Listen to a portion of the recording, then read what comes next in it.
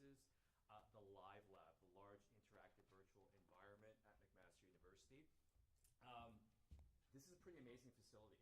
So first of all, you're hearing my voice right now in a room with virtual acoustics, which actually means that the room itself is floating and it's insulated to keep out all the outside noise. So this room itself, it's only 10 decibels loud.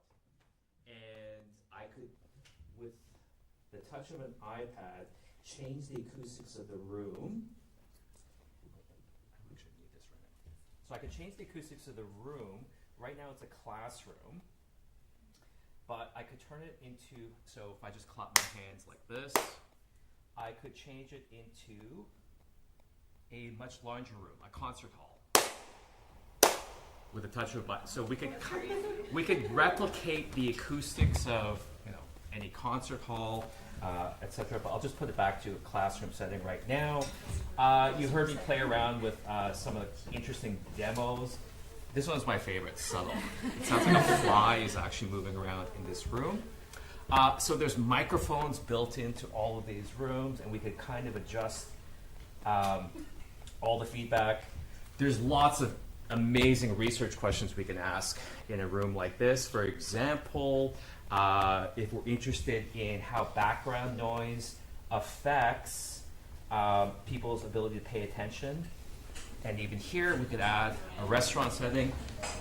This entire space can actually be adjusted, so it's not a stage. It could be one flat surface. We could build a little restaurant here. We've done speed dating studies here. The impact of how noise interferes with, for example, hearing aids. Lots of different things that are going on here. We can also built into the structure here, all this wiring here, we could be giving a lecture, and then from 40 different participants, we could simultaneously measure EEG, galvanic skin response, heart rate variability, pretty much any electrophysiological measure you can think of.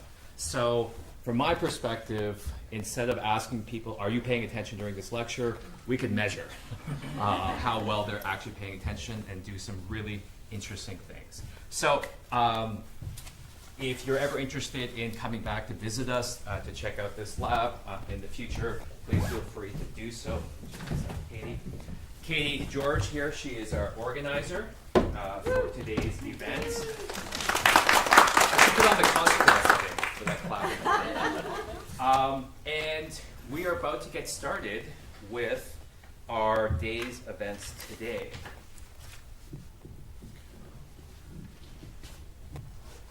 All right, good afternoon, everyone.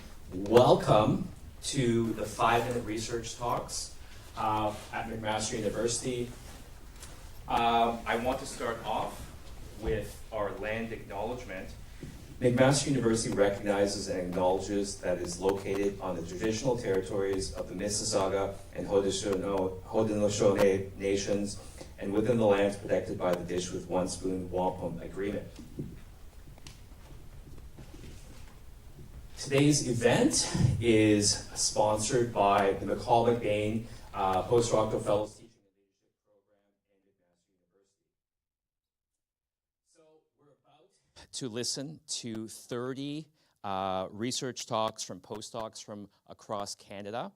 And the ability to deliver an effective presentation, the ability to communicate your research, to talk about ideas, is perhaps the most important skill outside of your direct research area of expertise that you can develop as a postdoc.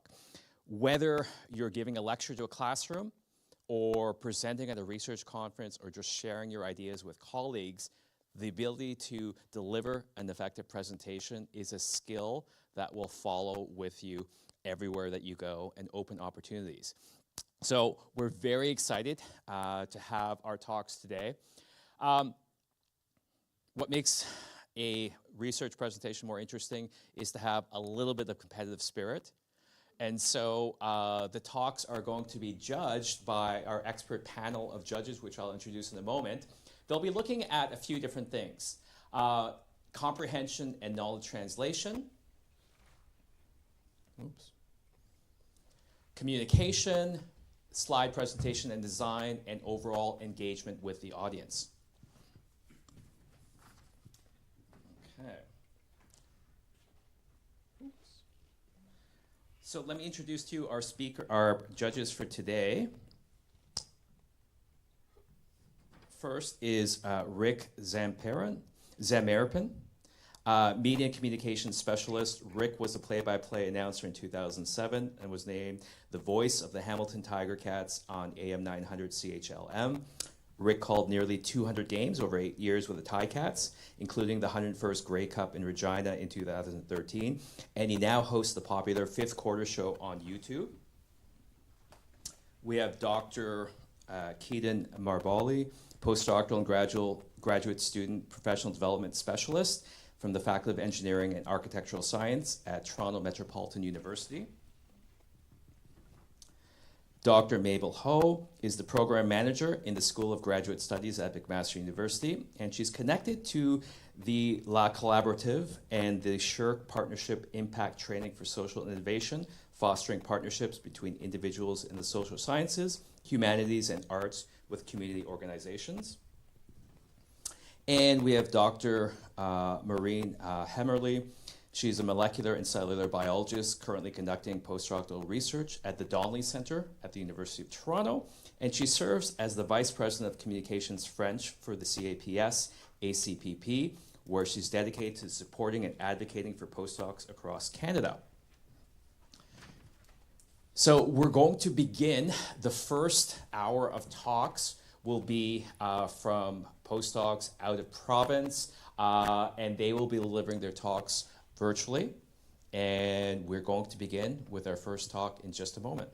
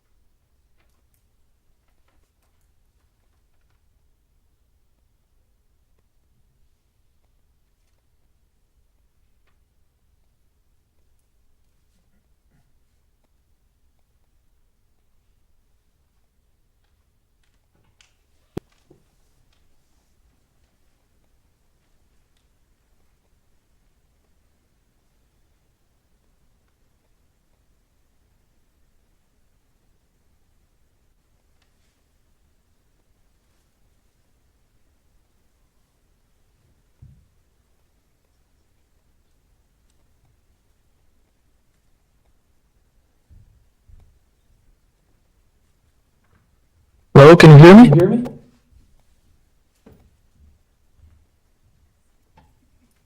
Hello? Hello?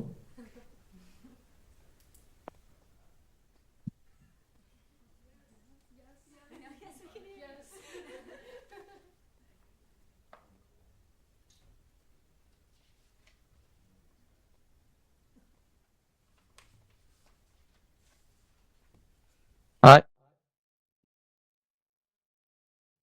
Hi, can you hear me?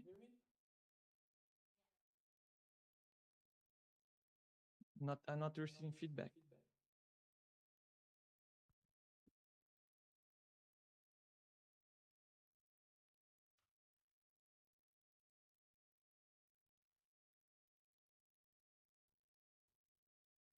Okay, so I'll start right away.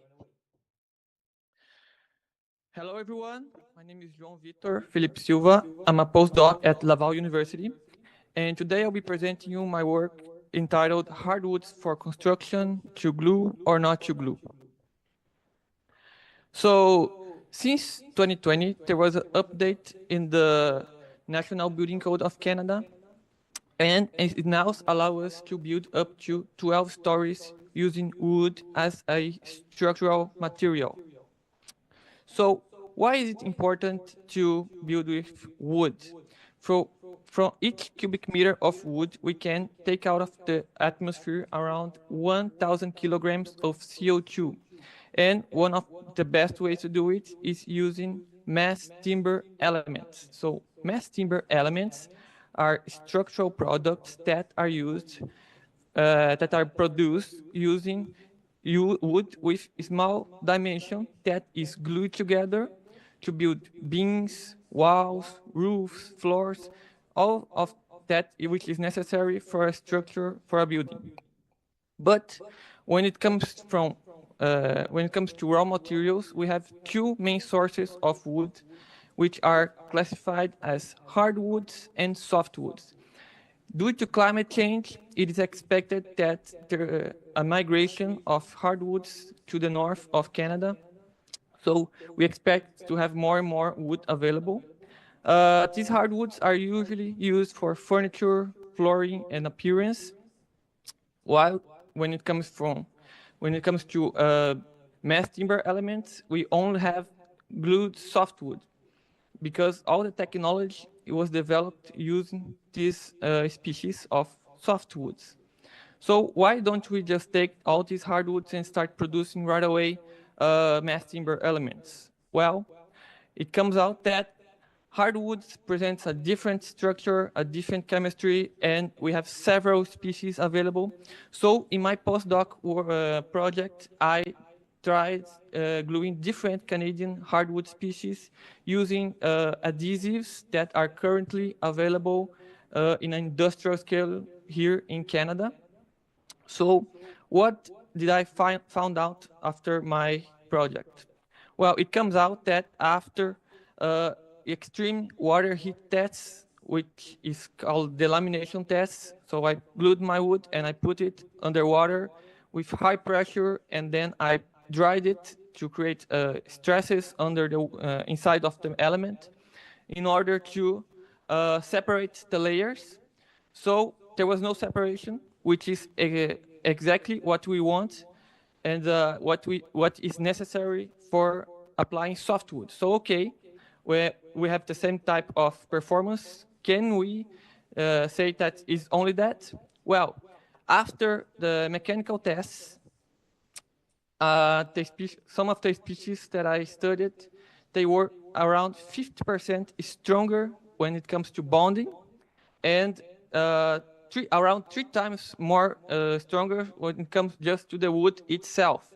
So it means that we could actually use these elements to build higher buildings, higher rise buildings with more floors, or we could use elements with smaller dimensions, which would be interesting from the architectural point of view. So back to my main questions, hardwood for construction, to glue or not to glue? Well, it comes out that yes, we can glue some of these hardwoods. Thank you.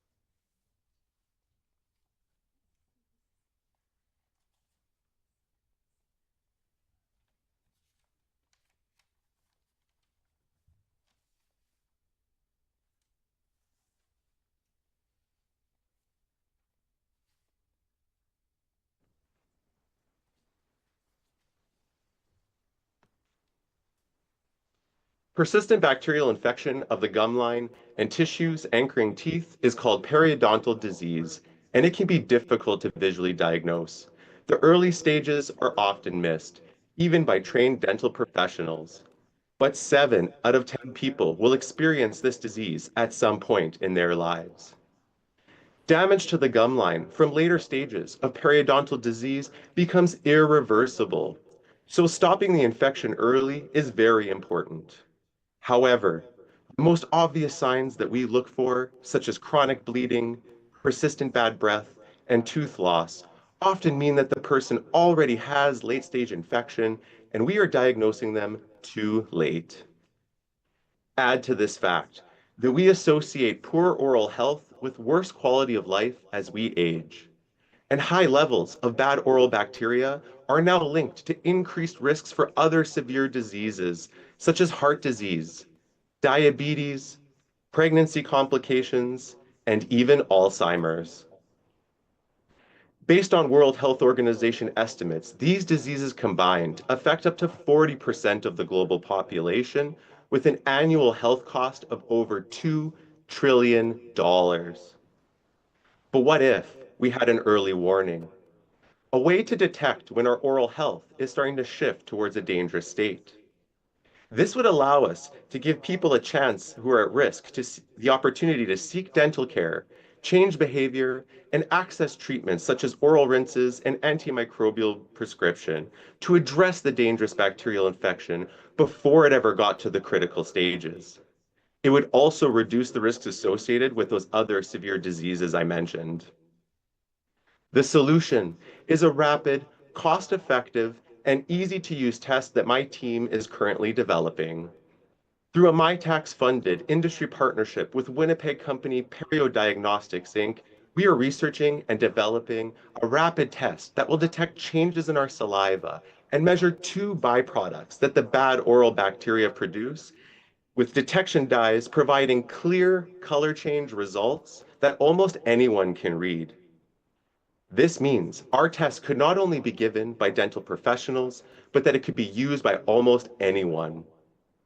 We are designing and 3D printing an innovative cartridge that will house the saliva test, which is similar to the COVID rapid test that most people are already familiar with.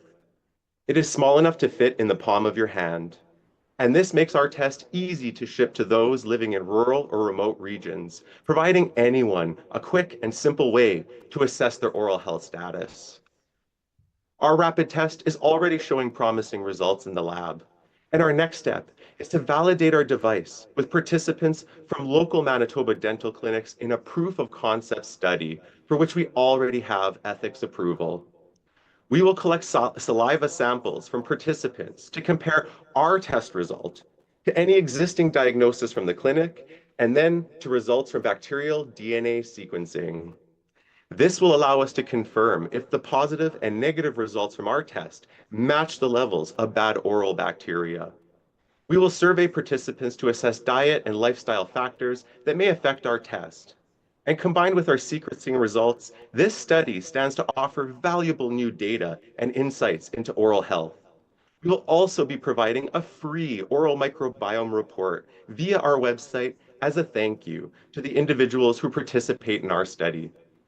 With strong results from our trial, we hope to scale up marketing and manufacturing for our device so that anyone, especially those 3.5 billion, can get equitable access to their oral health status.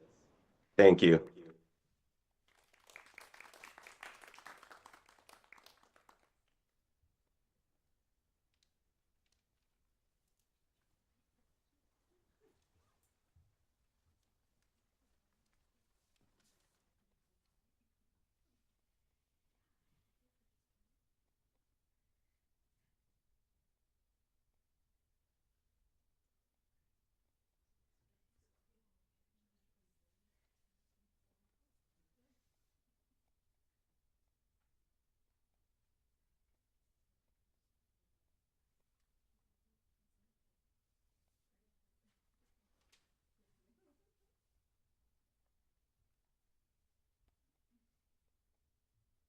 Hello?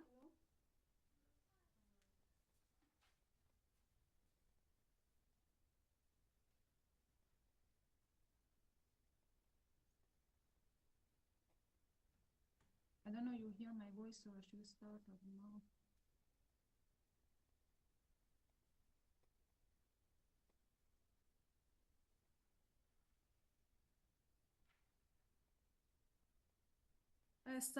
I think my time is running. I don't know. Okay. My name is Zahra Nouri Samile. I'm working as a postdoc at Park Center, Regina University. Actually, I'm doing my second postdoc. My first postdoc was policy, and second is adaptation in climate change. So why does climate change adaptation matter? Imagine this, you are in 2055, you are a farmer in Saskatchewan, and you spend months to preparing your field, but extreme heat wave scorches your crops. At the same time, in the city, the power grid fails because it can't handle the surge in electricity power. This is not science fiction, and this is real possibility if we don't act now. Today, we explore how we can adapt to changing climate and build a future where we don't just survive, but thrive.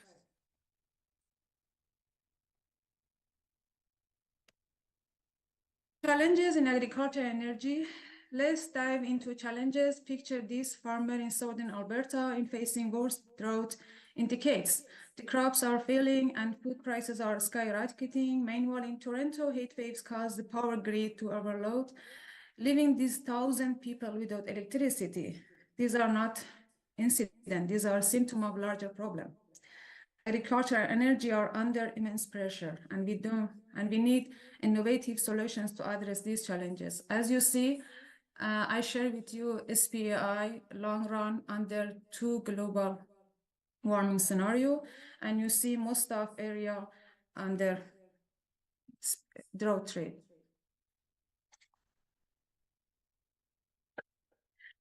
So how do we tackle these challenges? Imagine team scientists and city planners using advanced tools like spatial analysis, machine learning, and climate modeling.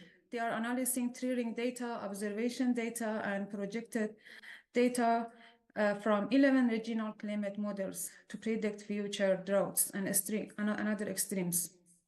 For example, right now we are doing Regina crop rate adaptation strategy, and we use these data for adoption plan. They have the future to manage heat wave and droughts. These tools like ArcGIS Pro, Python, and R we can use for informed decision that help us adapt.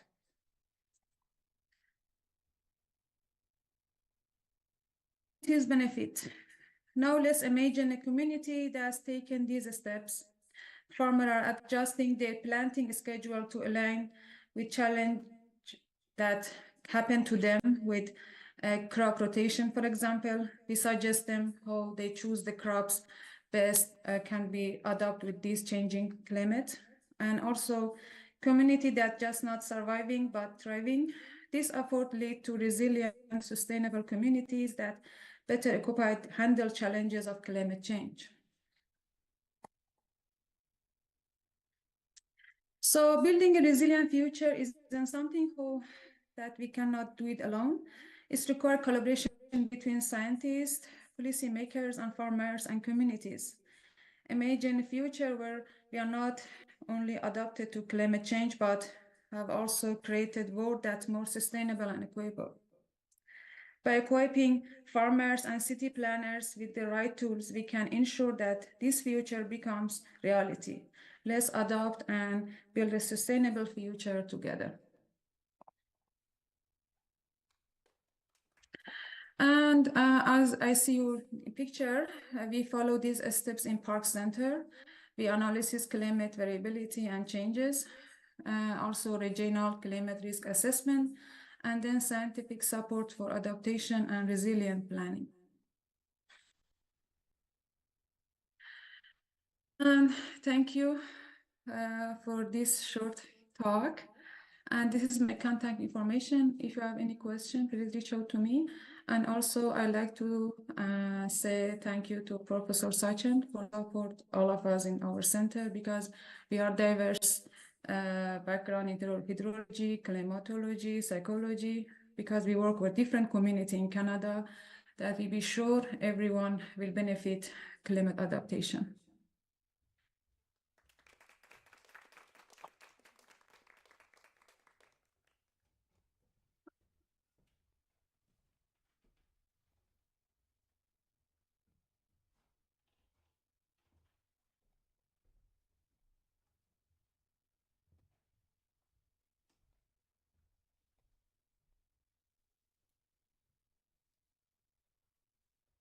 I think I have more time. I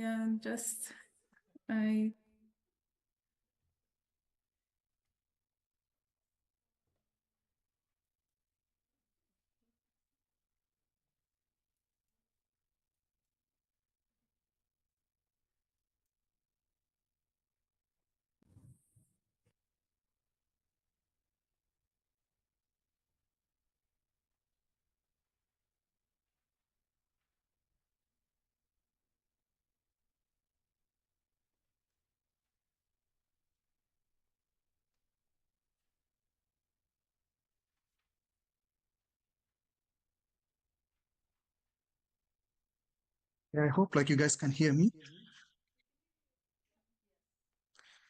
Good afternoon, everyone. My name is Ruchira, a postdoctoral fellow from the University of Manitoba, and I'm working to address the health inequalities in northern Manitoba by improving the fresh food production using smart technology and innovative modern food process technologies. So, why we choose First Nation communities? As you can see from the graph there, in northern Manitoba has more than double the prevalence of type 2 diabetes compared to the Winnipeg and surrounding areas. Also, the community I'm working with at PA, located at PA, Opaskwi Cree Nation, which is like 7 hours north from Manitoba, has adult population of 35% suffering from type 2 diabetes. But most recent survey conducted by this community found that numbers are getting worse and it's getting close to 50%. And the community reached us to find a solution with our expertise in food and human nutritional sciences. So OCN already has a smart vertical farm, which was established in 2016. We thought we could use this smart vertical farm to address these health issues by popularizing the fresh food consumption and to combat diabetes. So the question is, but how can we do that? We all know that growing conditions of the plants can be impacted its nutritional and chemical composition. So also we know that reducing the variability of a control environment, we can generate vegetables with a superior nutrition value. So in my project, we'll be specifically focusing on the status of harvesting, curation, and nutritional status to create functional vegetables to combat type 2 diabetes. So which vegetables we should be using? That's the next question. So we choose brassica vegetables because of their ability to prevent in management of various diet-related diseases, including type 2 diabetes. Brassica vegetables include kale, Brussels sprouts, cabbage, pak choy, and their sprout varieties, as well as other oil seeds, including mustard and canola.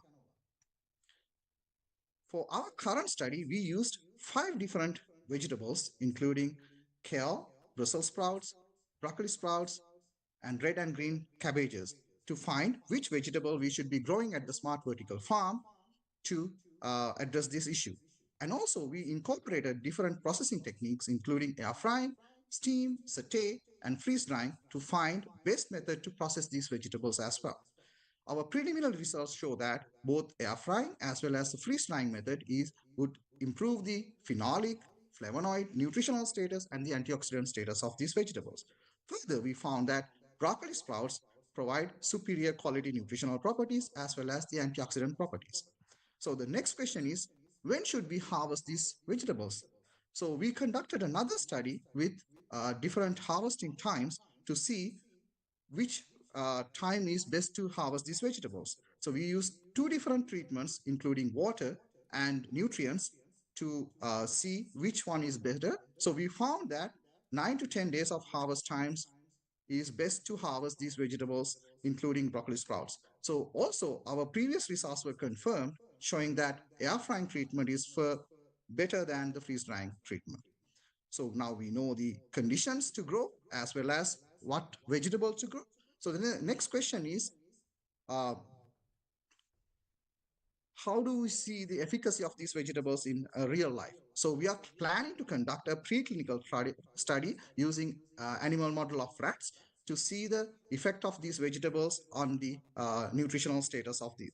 So we have like 3 controls: healthy, pre-diabetic, and diabetic animals. And we'll be looking at different parameters, including blood glucose, inflammatory markers, blood pressure, and heart function of these animals. This will help us to potentially use and promote the consumption of vegetables within the First Nation communities. Promoting the consumption of smart vertical farm-grown vegetables will further improve the fresh food security within the community and to achieve many of the sustainable development goals provided by the United Nations, including zero hunger, health and well-being, reducing the inequalities, as well as creating sustainable cities and communities.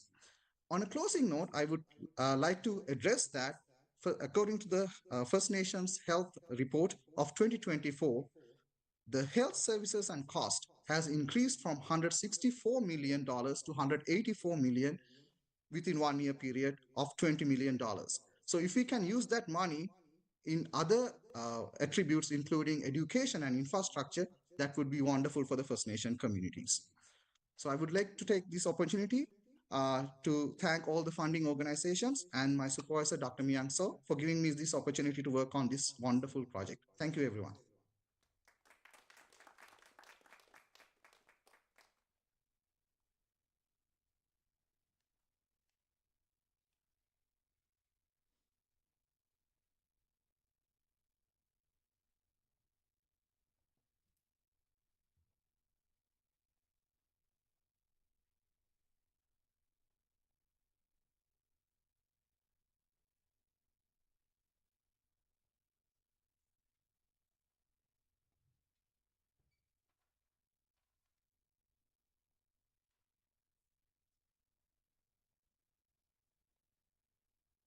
Hello, could you hear me?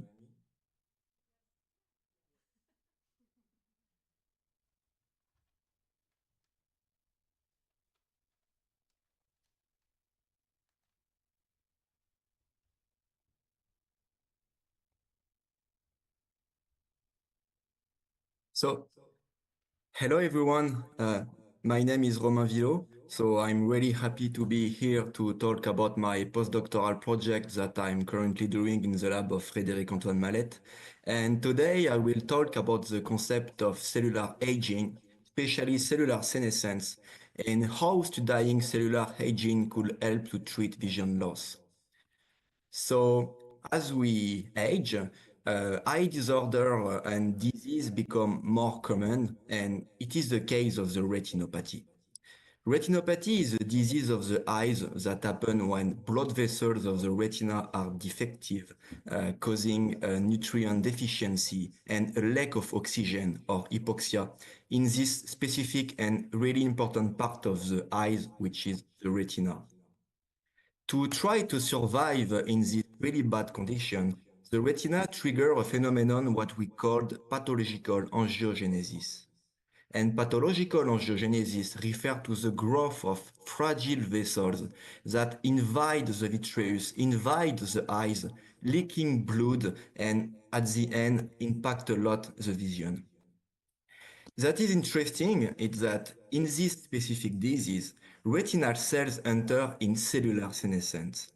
And cellular senescence is a specific state of proliferation arrest triggered by the accumulation of damage over the time. So we accumulate senescent cells over the time when we age, and senescent cells are known to contribute to tissue aging and many aging-related pathology. However, senescent cells have many characteristics, but especially senescent cells are known to secrete and release a lot of different molecules with many different functions. And some of these molecules are known to improve, to increase pathological angiogenesis and promote the progression of the retinopathy. However, it was shown that the elimination of senescent cells could decrease the pathological angiogenesis and slow down the progression of the retinopathy, clearly showing that cellular senescence play a really bad role in this disease. That's why it is really important to understand the molecular mechanism that drive cellular senescence during retinopathy. So for that, I just take 1 second to remind you what is a gene. A gene is a segment of DNA that contains the instruction to make a specific protein. And that's why we take advantage of the retinopathic mice model and we perform gene expression analysis in order to identify new senescence effector to eventually develop targeted therapy. At the end of the analysis, we observe that one enzyme, named cholesterol 25 hydroxylase or CH25H, is really increased during retinopathy and during cellular senescence. This enzyme, CH25H, is an enzyme that change the cholesterol in another molecule named 25 hydroxycholesterol. And that is really, really interesting. It's that when we treat many different cell lines and some human retinal cells with a low amount of 25 hydroxycholesterol, we are able to observe a really increased rise of cellular senescence. As you can see with these cells with the blue color, which refer to the beta-galactosidase activity, which is just the best way currently used to identify senescent cells. So, in conclusion, we observe that the enzyme CH25H increase during retinopathy and promote cellular senescence, notably by the production of the 25 hydroxycholesterol. And because cellular senescence is known to promote the retinopathy by the pathological angiogenesis, we think that developing pharmacological molecules that target CH25H could be a promising avenue to treat retinopathy and maybe also other aging-related diseases. I would like to thank you for your attention, all my lab and my supervisor to allow me to work on such a wonderful project. Thank you.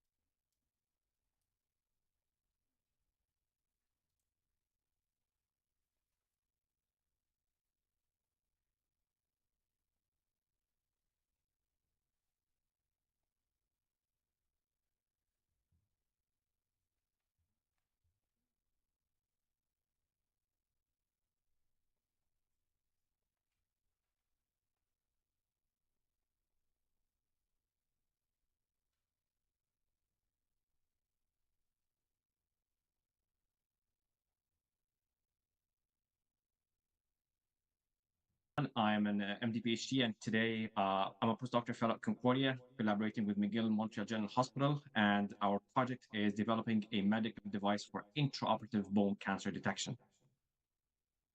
So our story begins with Terry Fox. He is an old Kenyan athlete who was diagnosed with bone cancer. And like Terry Fox, around 500,000 people are diagnosed with bone cancer annually, peaking at less than 20 and more than 65 years of age. And like Terry Fox, people diagnosed with bone cancer, they would have around 50% chances of survival. So how did Terry Fox fix his problem? So this is a challenge that surgeons tend to have. Unable to visually see where the tumor ends and facing harsh decisions, surgeons are often left needing to over or underestimate what needs to be removed, removing too much healthy tissue, and the patient is left with greater disability, amputation, and intense post-surgical care. Osteosarcoma tumor removal is constant give and take because it's hard to detect where the cancer ends. While on the other hand, removing too little risks the patient to have cancer relapse because of leftover cancer cells in bone margins, not seen by the naked eye.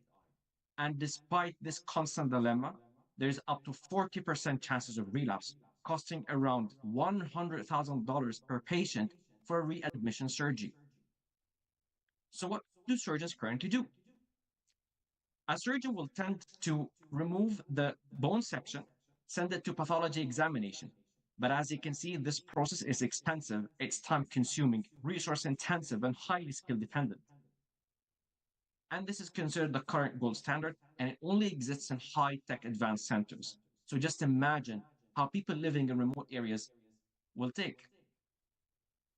And this is where we come in. We're developing an innovative osteoprobe.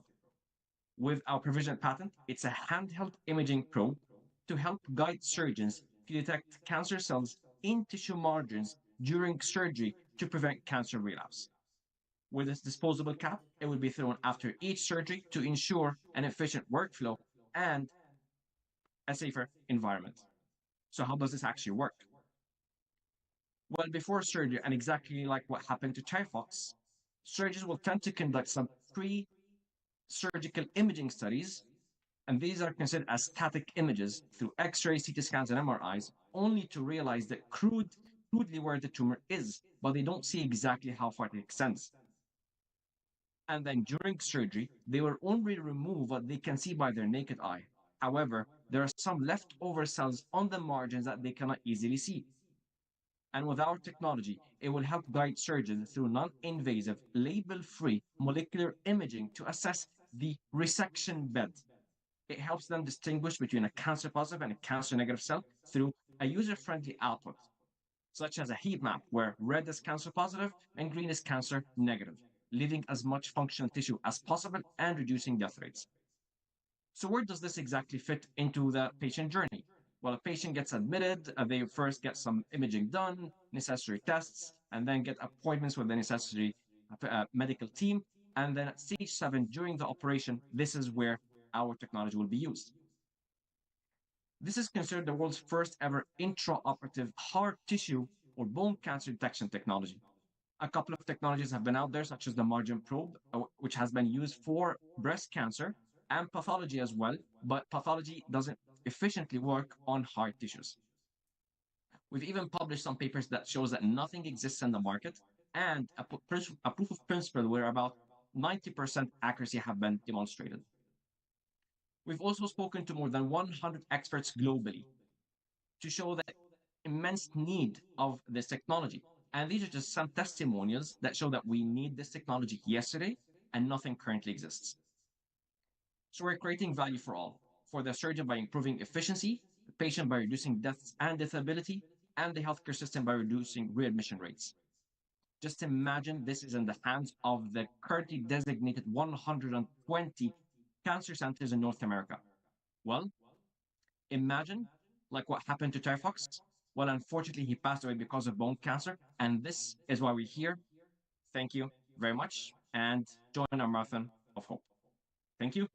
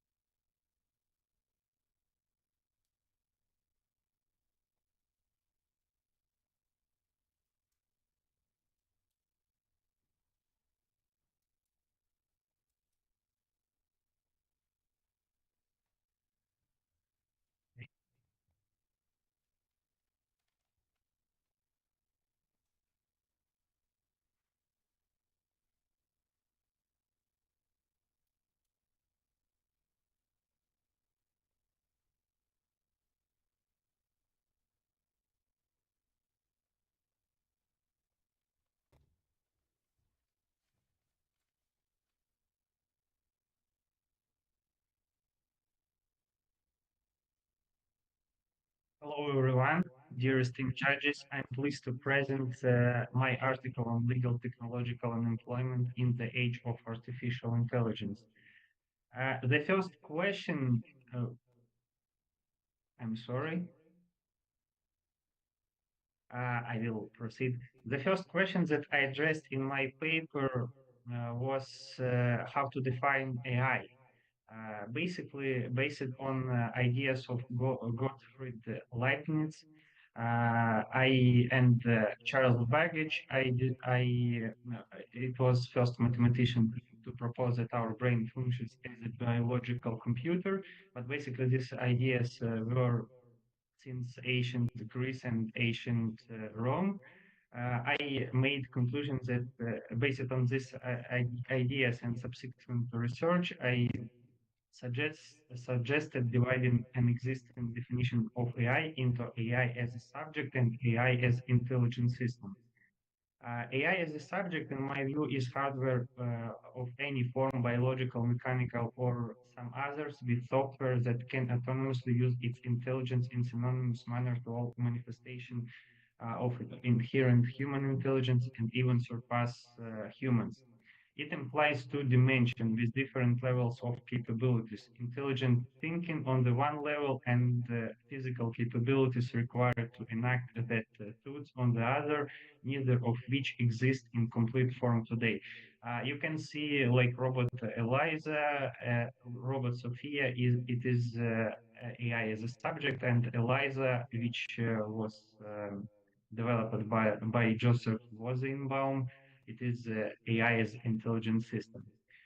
Concurrent with the first trend and in line with now prevailing view, AI was also defined as a manual and a learning system that appears or give impression of being intelligent and designed to aid in the execution or automation of intellectual tasks. Based on these two definitions, I made statements that contradict to Alan Turing's assumption that this machine can think. In my eyes, they cannot think; they only can compute, and there are no any capabilities to think, only to compute. Next, in my study, I highlighted that technology progress through generation. To illustrate this, I showed the LegalZoom example in legal field. This technology was founded in 1999, and in 2023, it was ranked among 90 the largest legal companies and had revenue 660 millions for 2023. And in terms of legal technological unemployment, I suggested to legal profession change their conservative view, change before they have to change by environments. And the last question which I considered in my first part of research was about cold-blooded machine. And I focused on providing a historical example, and you can see here traffic lights, how it changed and how changed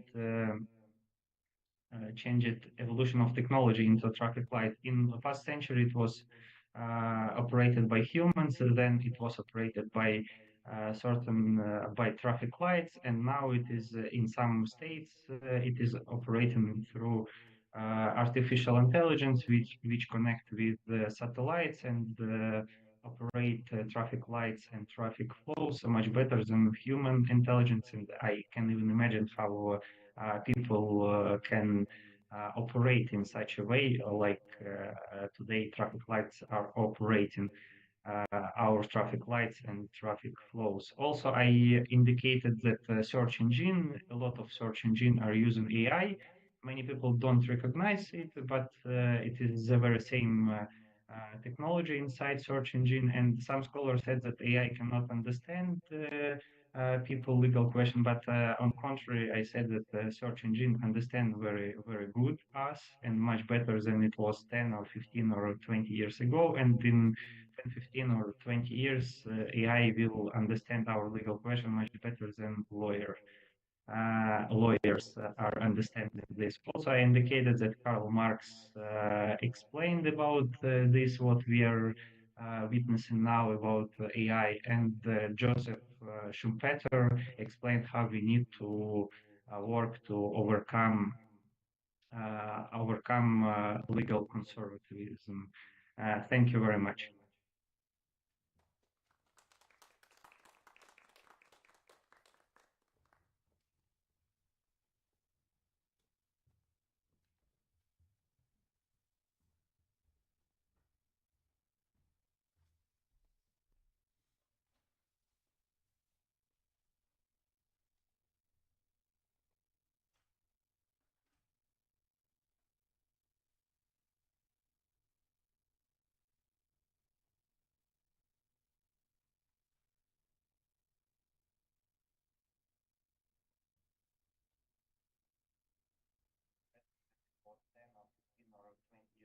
And in 15 or 20 years, the AI will understand our legal question much better than lawyers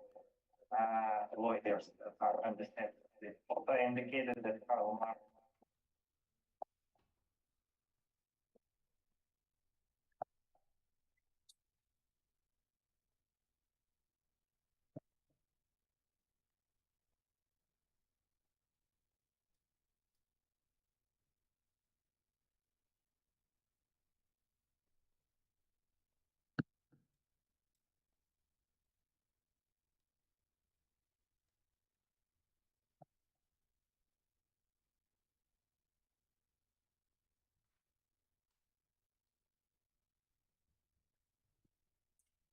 Hi everyone, I am Jessica Kitcherman from University of Laval, and I'll present to you one of my, I hope you can hear me everyone, I'll present to you one of my work entitled A Novel Targeted Radioactive Drug that Eradicates Breast Cancer Tumors that are Resistant to Standard of Care. Breast cancer, which is simply cancer cells that are developing uncontrollably, is the most common cancer among women. In Canada, 1 out of 8 Canadian women are diagnosed with this disease, and 1 out of 15 die. So this is a huge problem. My work focuses specifically on HER2 breast cancer, which is human epidermal growth factor receptor 2, and is overexpressed in 25 to 30% of breast cancer. It's also characterized by low viral survival rates and worst prognosis. The standard of care involves surgery, chemotherapy, hormonal therapy, radiation therapy, targeted therapy, which is one of the most effective. Examples of targeted therapies involve trastuzumab, pertuzumab, as well as antibodies that are attached to drugs that we call ADCs. And a good example is TDM1, which is what I'm going to use to compare my radioactive drug with. But you know what? The big problem here is resistance. About 70% of patients that have this disease and undergo this treatment are resistant. So we need new targeted therapies. What I focus on is on a concept called theranostics. So theranostics is simple. It involves 2 things. We have the imaging, because in nuclear medicine, we need to see what we are targeting. And it is not like biopsies. It's simply imaging and seeing without actually cutting the organism. And the second part is radiotherapy. So these 2 will give the right medication to the right patient, because we want to select patients that have specifically this HER2 positive breast cancer. And that's therefore going to lead to precision medicine and increase the outcome. So I hypothesized to use 2 different radioactive elements, zirconium, because it has the right energy for imaging, and actinium-225 because it's not affected by resistant tumors and it is ideal for therapy. To develop this radioactive drug, I use an antibody, trastuzumab. I attach the drug, and then I attach a holder that is going to stabilize the radioactive element to produce this radioactive drug. The beauty about this drug is that it is specific to HER2 cancer cells and sparing all the healthy cells. So we do not have any issues of toxicities. To evaluate this, as we're dealing with 2 concepts, I use zirconium-89 and injected it into mice that had tumors of course, resistant tumor cells. And after 2 days of injections, we see here that the imaging agent went directly into the tumor. So this is really good because it's specific. And secondly, I also developed tumors that are resistant and injected actinium-225, which is the therapeutic arm, and just monitor it. So we see here that we have the HCC195, it's a resistant tumor. So each line here represents simply tumor cells in mice. If you do not give the treatment, it doesn't work. We use another group with the standard of care. We see here that after 20 days, there were complete remissions. No, that is completely eradicated. But the beauty is that for the radioactive drug, about 10 days later, that is after starting the treatment, they were already eradicating the tumors. And the exciting thing is that for GMT1, which is resistant to too many drugs, if you do not give the treatment, we see tumors grow. If you give the control, if you give the standardized treatment, which is TDM1, you are going to see here that it doesn't still work. But 2 thumbs up for the radioactive drug. We had complete eradications, and this was really, really excellent data. So radioactive drugs need to be investigated in the clinic so that it's going to help a lot of patients. I would like to thank the audience and for this opportunity. Thank you.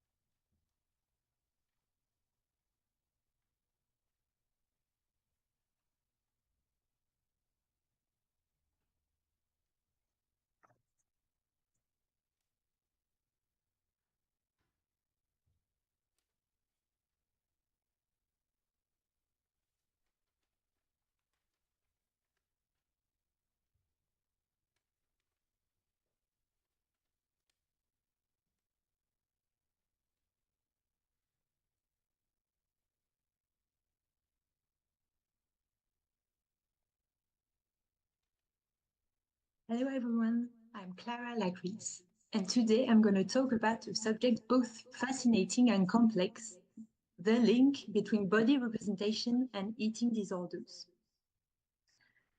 Take a moment to look at yourself in the mirror. What do you see? And more importantly, what do you think about what you see? This perception of your body, combined with the emotion and thoughts it triggers, form what we call body image, a conscious representation of your body. Now imagine a different situation. If I show you an open door, you know you can walk through it, right? But what happens when it narrows? What would you do? Without thinking, you would adjust your movement, for example, by turning your shoulders so you can fit through. This reflex relies on what we call the body schema, an unconscious representation of your body. Let me explain the connection between body image and body schema with a metaphor. Body image is like the surface of a lake.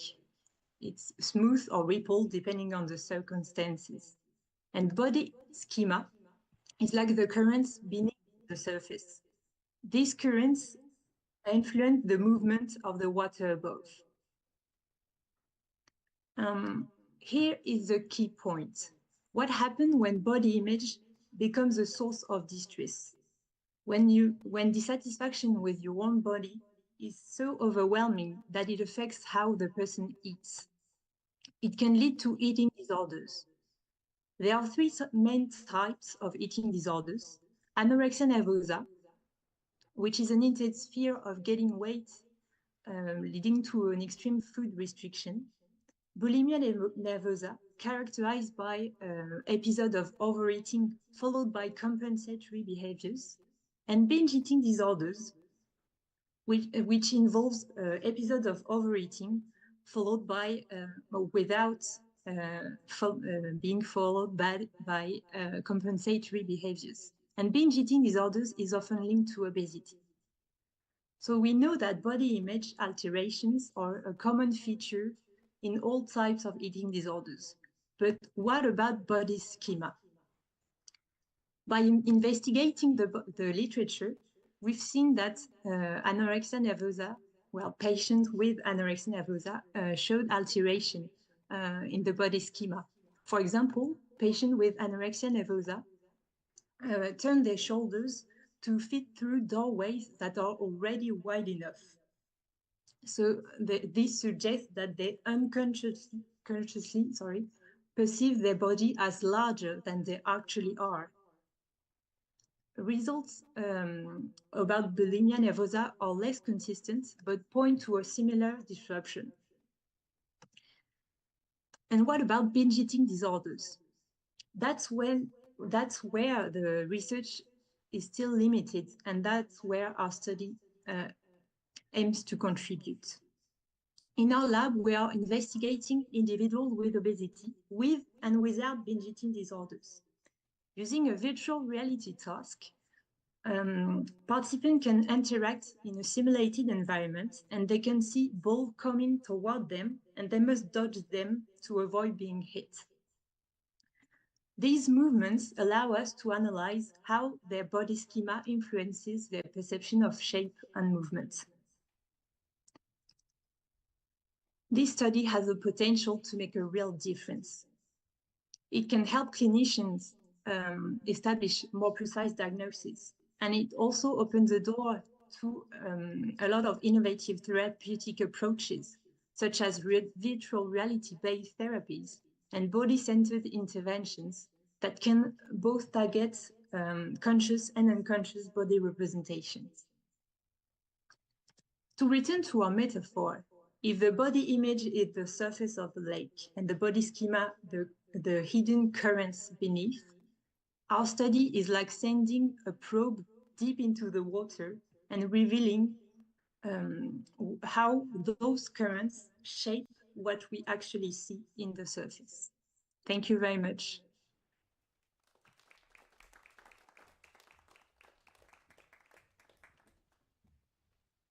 Okay, thank you very much to our online presenters.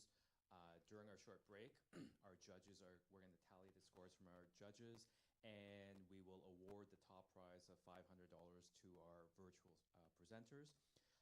So we're going to take a short break till 1:30 p.m., and then we will begin the in-person presentations.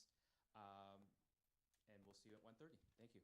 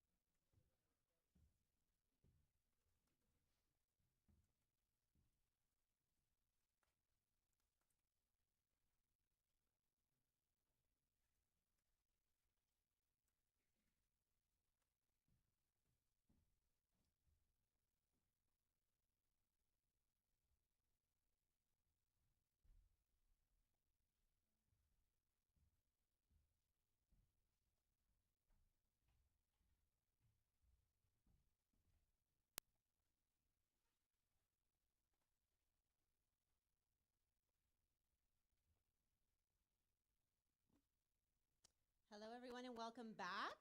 I know you were briefly introduced to me earlier. My name is Katie George. For those who don't know me, I am the program manager for the McCall MacBain Postdoctoral Fellows Teaching and Leadership Program here at McMaster University. So this afternoon, we are going to bring you in-person presentations.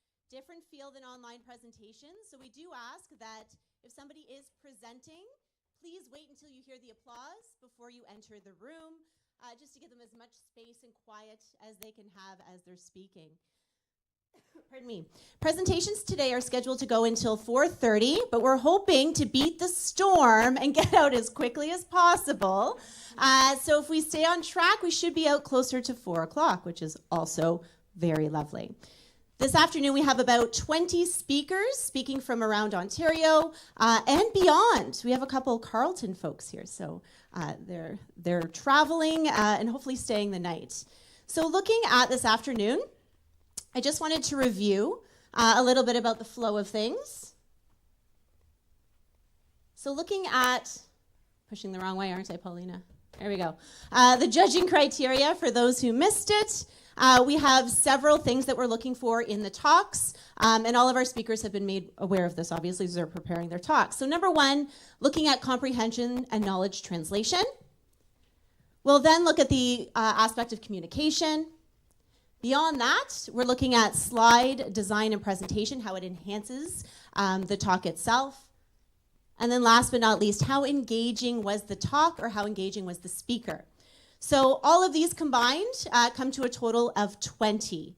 And before we get into this afternoon's talks, I wanted to announce the winner from this morning. So this morning you heard 9 speakers from around Canada, a lot of very heavy Quebec representation. And our winner, let me get my paper here. I feel like we need a drum roll. Anybody? There we go. Thank you, everybody. Is Dr. Romain Villot from the University of Montreal. Yay! I wish he was here. Fantastic talk and congratulations. I should also note that the winners from today, whether it be our online winner Romain or our in-person speakers, will be showcased at our Appetizers for the Mind event, which is happening March 5th. This will also be occurring in the Live Lab, and it's done in conjunction with alumni engagement. Christine Kennedy, I put you on the spot, there she is, where we have alumni come in from the community, and the winner from that event will be chosen by popular vote. So this is a different animal altogether. So speaking so that folks understand, speaking so that you can translate your knowledge effectively is exceedingly important. So that, again, is a very exciting event, and the top 6 speakers from today, from this afternoon, will be going on to be showcased in that event. The other thing I should note is that the winners from today, so our online winner Romain, as well as the top speaker today, who gets the top score, will receive a cash prize of $500 each. Yay! Come on, applause. All right. So without further ado, I'm going to introduce our judges. So we have Rick Zamprin. I think I pronounced it correctly, not Joe. Thank you. Rick is here as a media specialist, really looking at that aspect of communication and how you can convey your knowledge. We have Dr. Mabel Ho, EL, sorry Mabel, and she's representing McMaster University in a very different context, looking at graduate and postdoc studies and affairs. We also have Dr. Ketan Marbali from TMU, so there's another TMU rep in the room. You'll see him soon, Ketan. And last but not least, Dr. Marine Hemerel. Even close, I don't know. Sorry. So she is coming from CAPS, which is the Canadian Association of Postdoctoral Scholars, and is working at the University of Toronto. So I want to thank all 4 of our judges for being here and dedicating their time today to enhance postdoctoral professional development and to enhance communication skills in postdocs. So let's give them a round of applause, everybody. Thank you very much. All right, so moving right along, we're going to get into the afternoon portion of our talks. I've already gone through there. So our first speaker, without further ado, we have Dr. Tom Kazmierczak, who's come to us from Carleton University.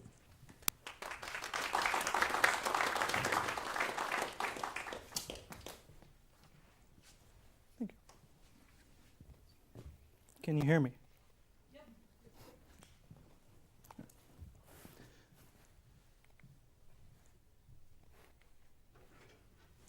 Passion unites us. Some of us apply our passions to creating beautiful music. Others apply their beautiful music. Others apply our passions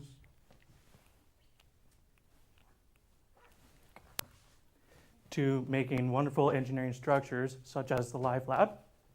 And others apply their expertise and passion to helping patients.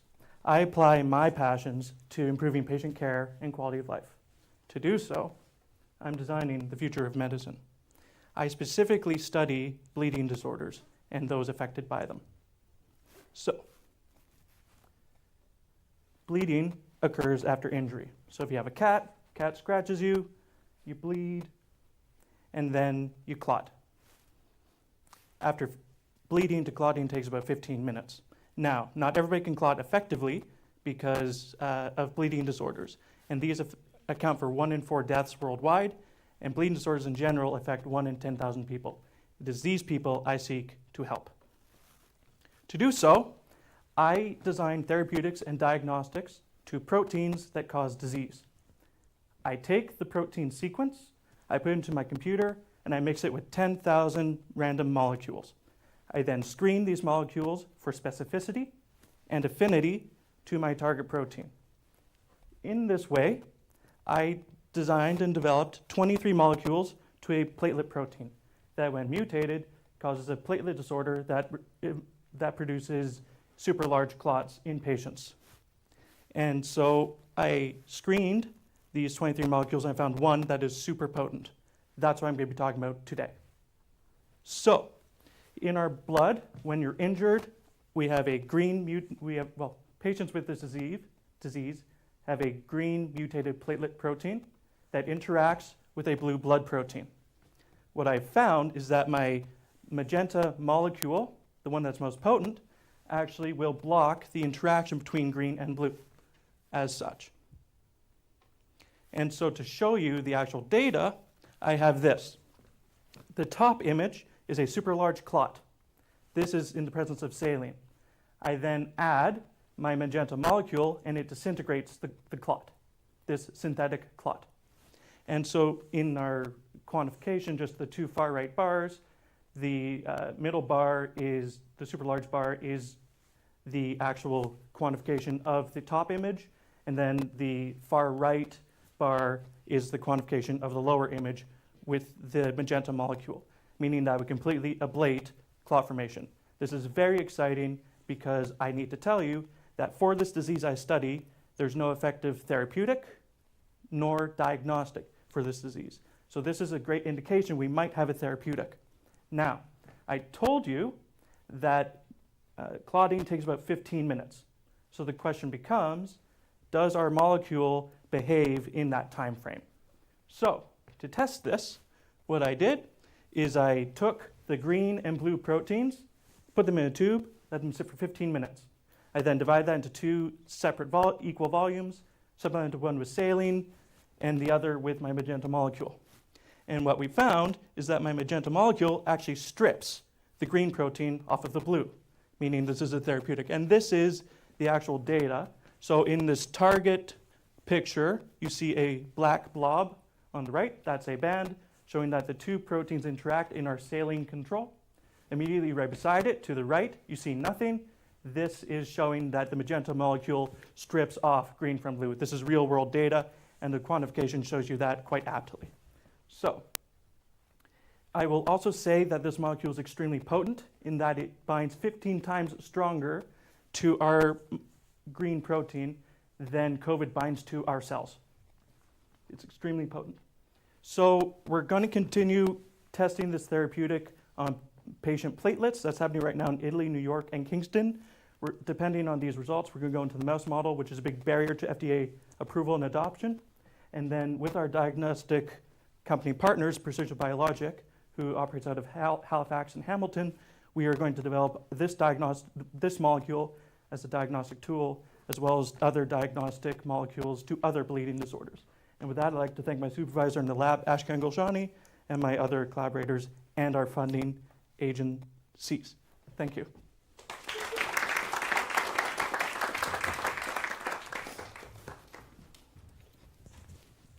Thank you very much, Tom. Next up, we have Dr. Nazia Patan.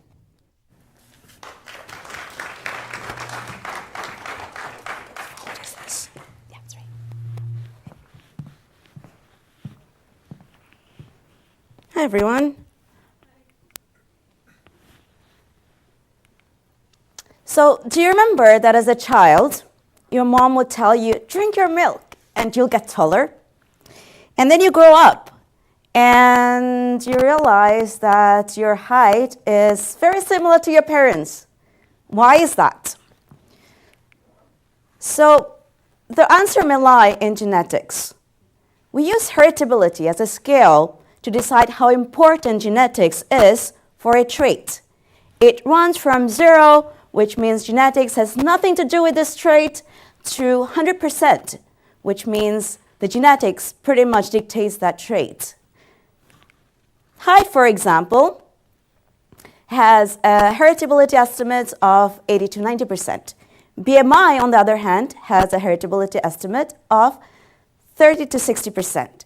So all that milk that you're drinking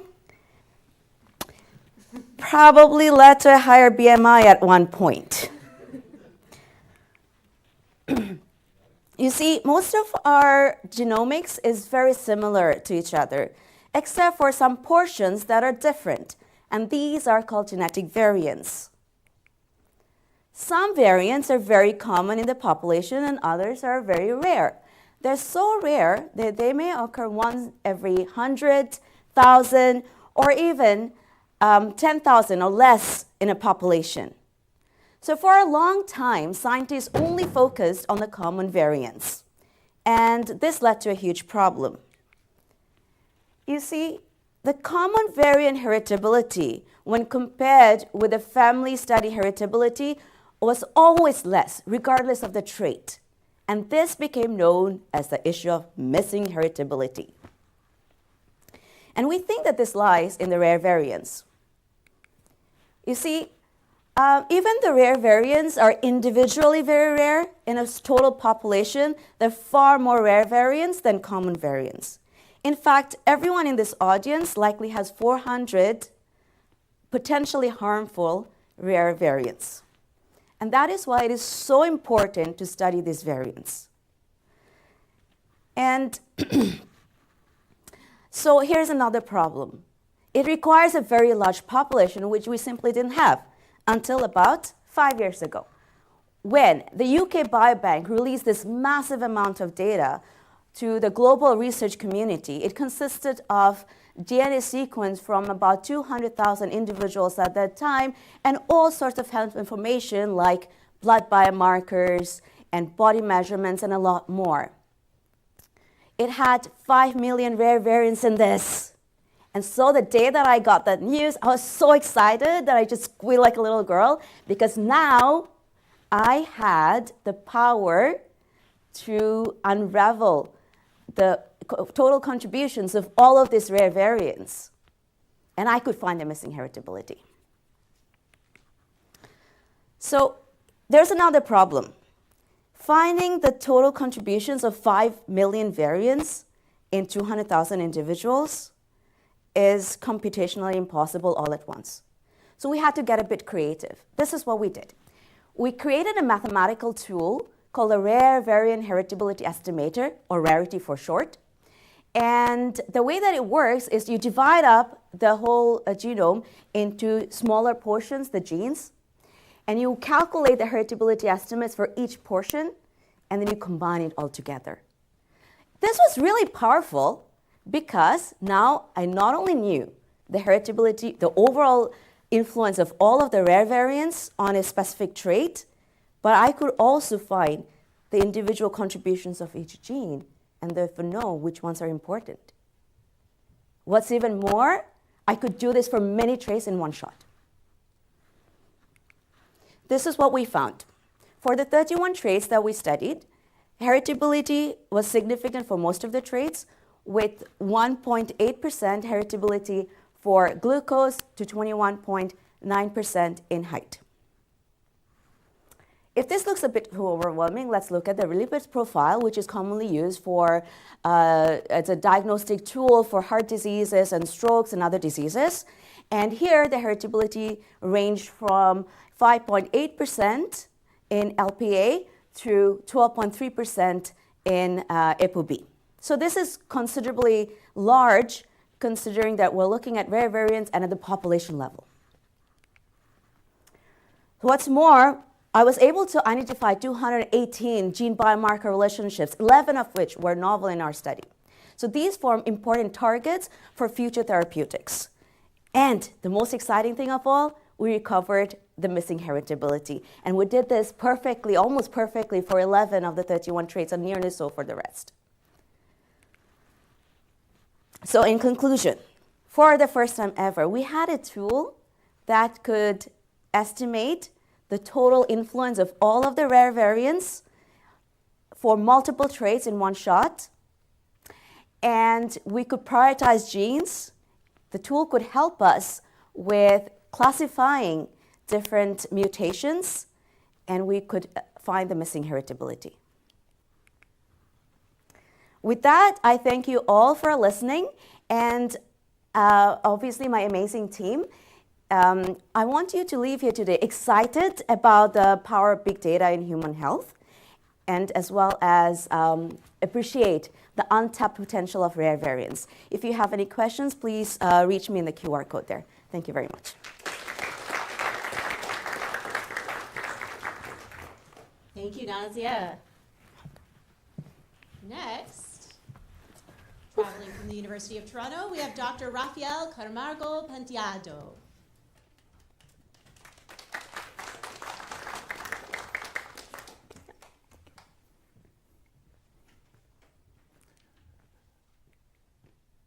Hello, I'm Rafael Camargo Penteado, and I am conducting a postdoctoral research at OISE, University of Toronto, through MyTex and in partnership with Hatchable. We are developing an educational program about entrepreneurship, but a different way of thinking in entrepreneurship education.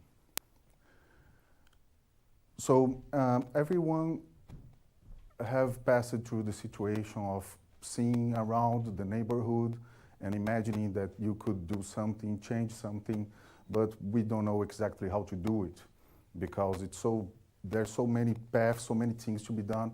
Now imagine a teenager, a girl, she's walking through the park, she's walking in her neighborhood, and she also sees a lot of situations and things that she could improve, but she doesn't know how to do it. So imagine that we could give her or give the youth the tools to make the changes. So there's a gap in entrepreneurship education. It normally focuses on profit and financial literacy. It overlooks innovation, sustainability, and excludes normally underserved communities and unserved schools. So it's not the way that we are presenting entrepreneurship. In our program, we are making clear that entrepreneurship is not always about profit, but it's instead of that is about creating value. And value is not about money, it's about solution. And solutions can be very variable. We can have new ideas, we can have improvements of old ideas, we can have new ways of managing materials, the society, the community, new technologies, new energy sources, and we can think about that in the global aspect or in the local aspect. So the program is called the Citizenship Entrepreneurial Education Program. It's composed of 3 main frameworks. So the first framework is called Empathy Lens Framework. We are using some already existent and validated frameworks like the United Nations Studies for Sustainable Development, and also we do UNESCO Citizenship SITS program. Those are examples that we can use as lamps to try to figure out what are the problems, what can be solved in the local situation or in a global scale. And we also have the soft skills development framework to help students, to teach them how to create new things, how to work in group and be resilient. And we also have, I skipped it here, the design thinking framework. The design thinking framework is more about testing new ideas, being able to project prototypes, testing that, and making it improved. We already have some outputs we have been applying and improving this methodology. And some of the results that we have, one very nice one is the beach cleanup gamification app. It's just an application where students realized that there was some problem with tourism in some beaches because they were always dirty. So they developed a way of making the community participate in cleaning the beach. So they can clean the beach and receive points that they can exchange in the local businesses. It's a very nice app, and we have other things going on as well. And we have impact beyond these schools here. This methodology, it's very useful because it doesn't require high tech or high expendings. It can tackle inequality, climate changes, and community resilience issues. It can work in school, any kind of settings, rural or urban. It encourages interdisciplinary learning and community engagement as well. So what kind of future could we build? What if every student could turn their needs into solution, or at least know how to do it?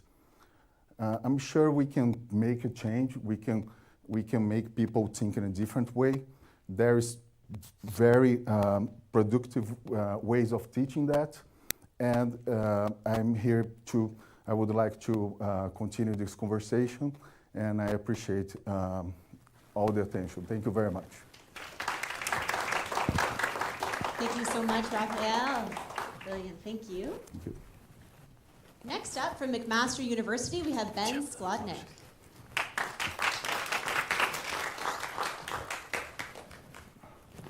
All right, thank you, Katie. Today I'm going to talk about measuring attentional control. So whether you're having a conversation, you're driving, you're riding your bike, you're judging a talk competition, you're examining an X-ray, witnessing a crime, your attention determines what you see, what you learn, and what you act on.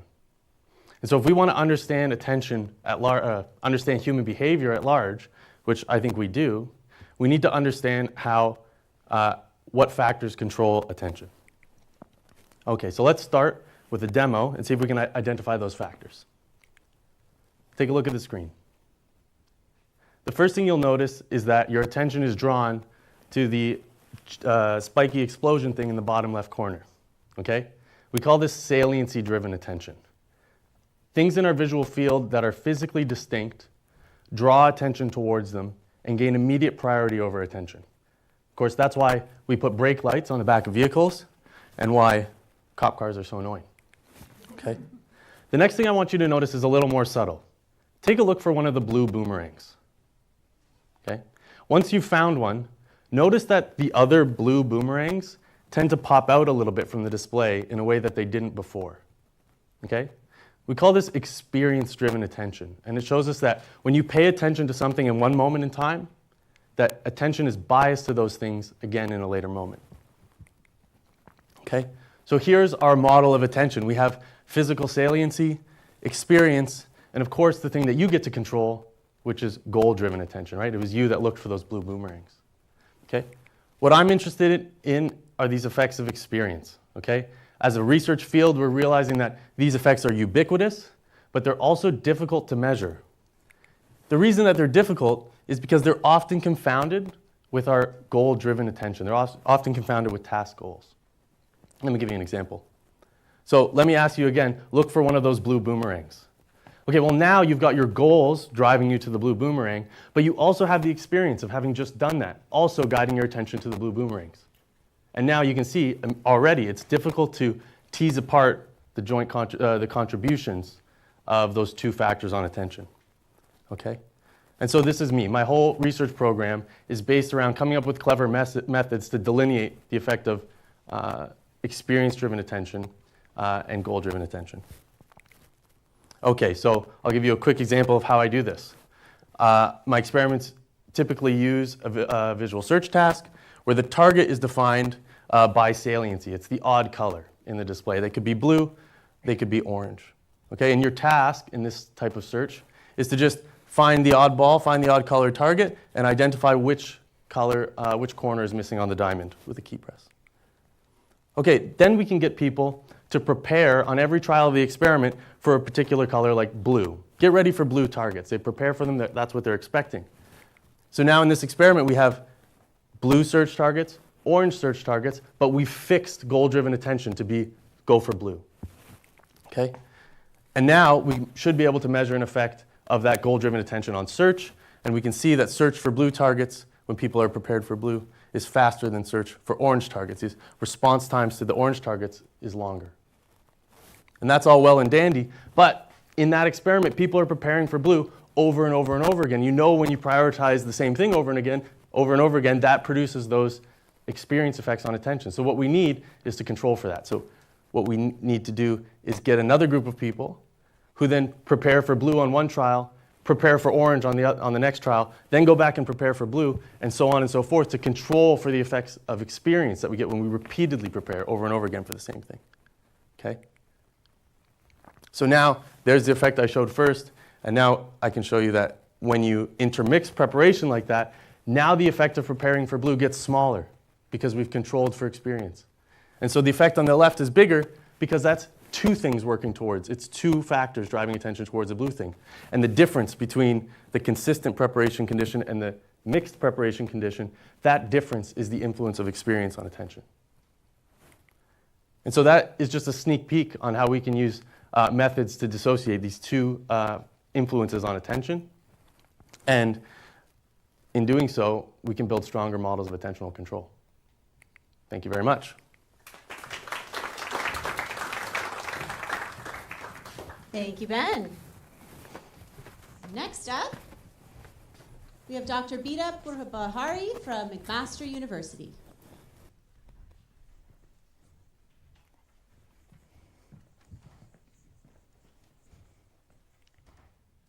Hello, everyone.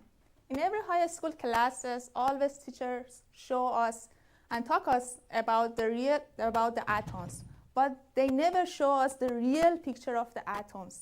Today, I want to show you the real picture of the atoms of material that all of you have it now in your packet, the smartphone.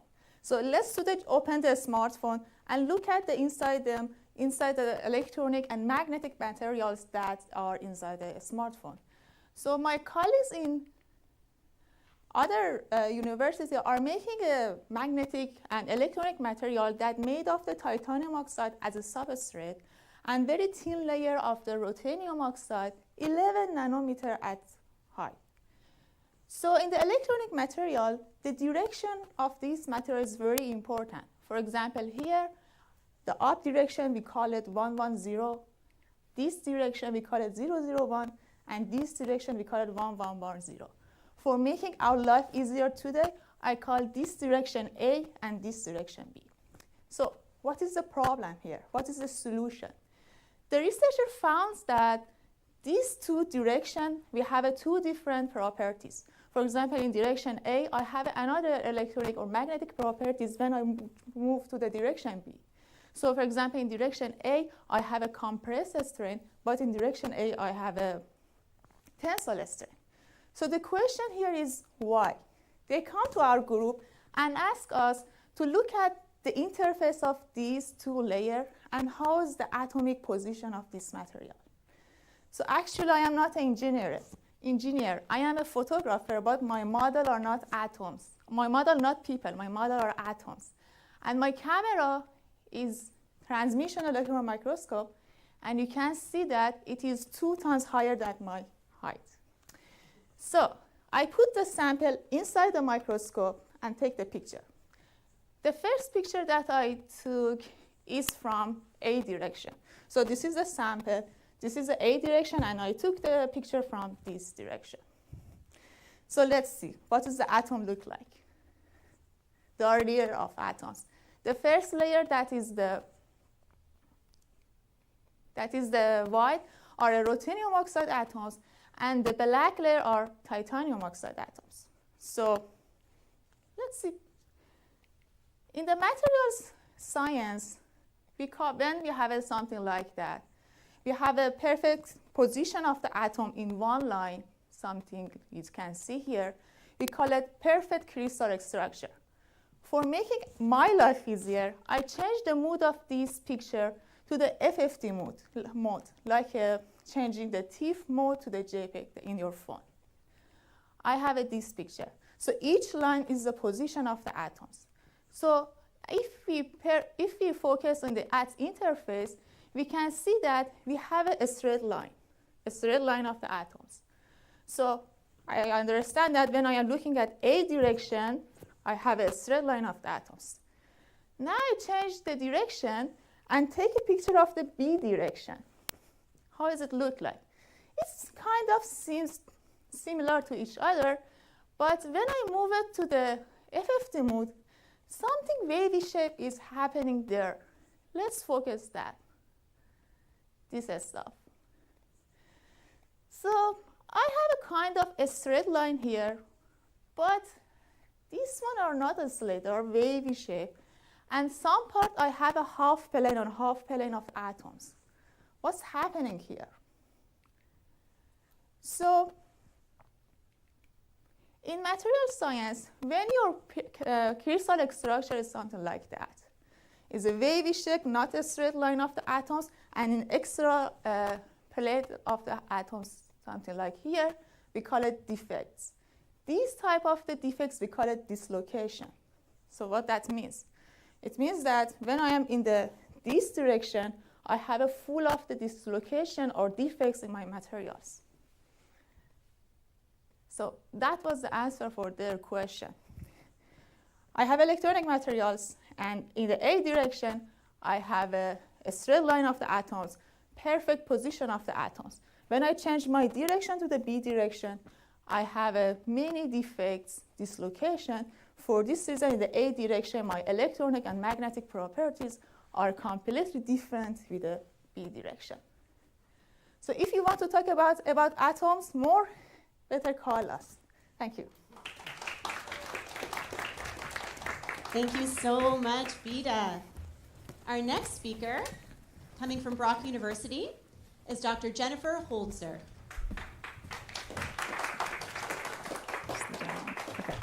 Great. Okay.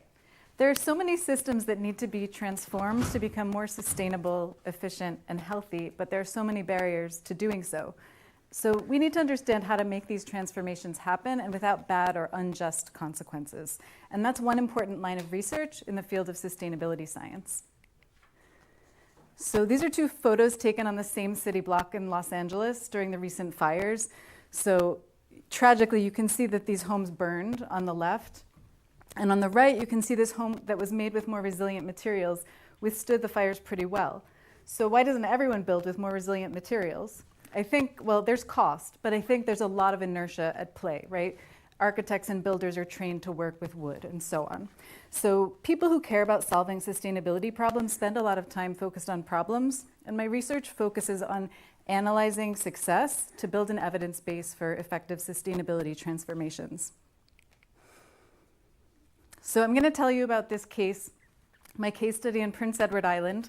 It starts in the early 2000s with tons of too much pesticide runoff that caused soil erosion and fish kills and other things, and it led to really high social tensions on the island.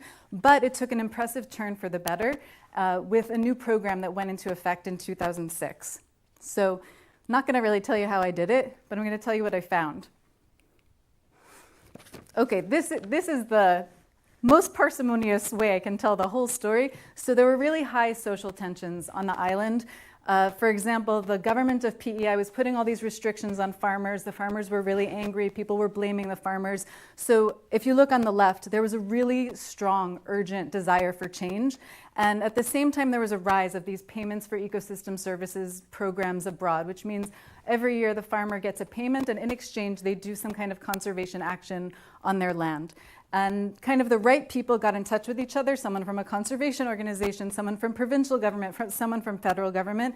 They worked together at all levels really efficiently and did pilot projects, first in Manitoba, then in Ontario, and then in PEI.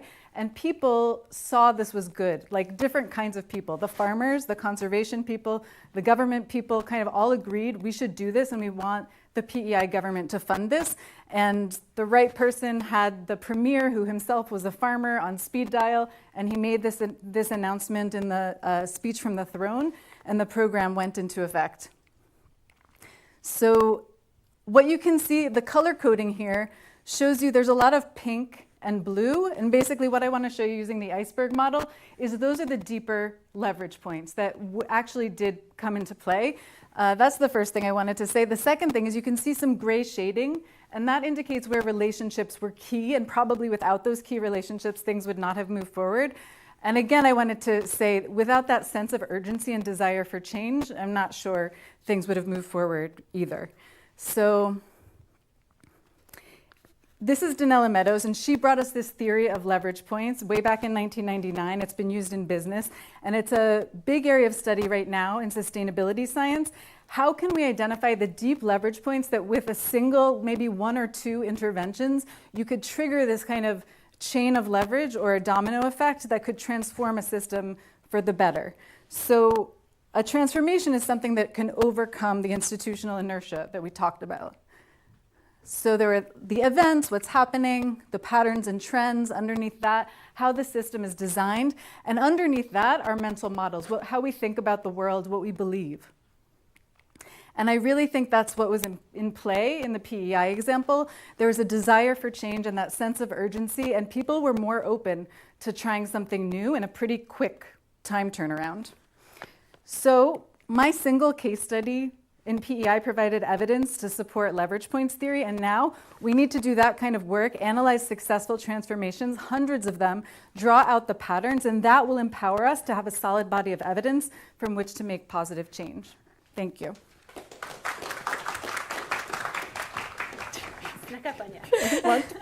Thank you so much, Jen. Our next speaker comes to us from McMaster University, Dr. Ria Desai.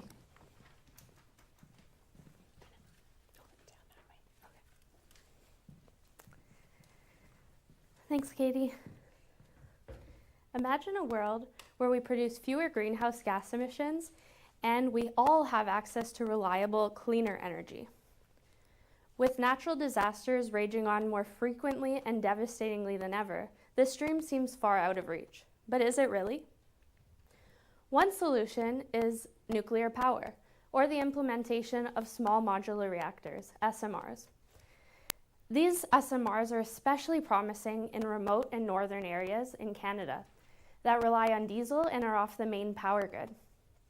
SMRs provide reliable, cleaner energy alternatives. The unique thing about SMRs is that they can be pre-manufactured off-site and delivered to the location they're needed, minimizing the extensive need for on-site construction. But this raises many questions. What about the environment? And what about the communities that will host these reactors? These are the areas that I focus on as a radiation biologist, particularly interested in how ionizing radiation affects living organisms and the ecosystems that they depend on. In fact, radiation is part of our everyday world. It's naturally present in our environment, but also from human-made sources like X-rays or nuclear power, which currently provides about 60% of Ontario's energy. So it's not that I'm concerned about these SMRs giving some massive environmental exposure.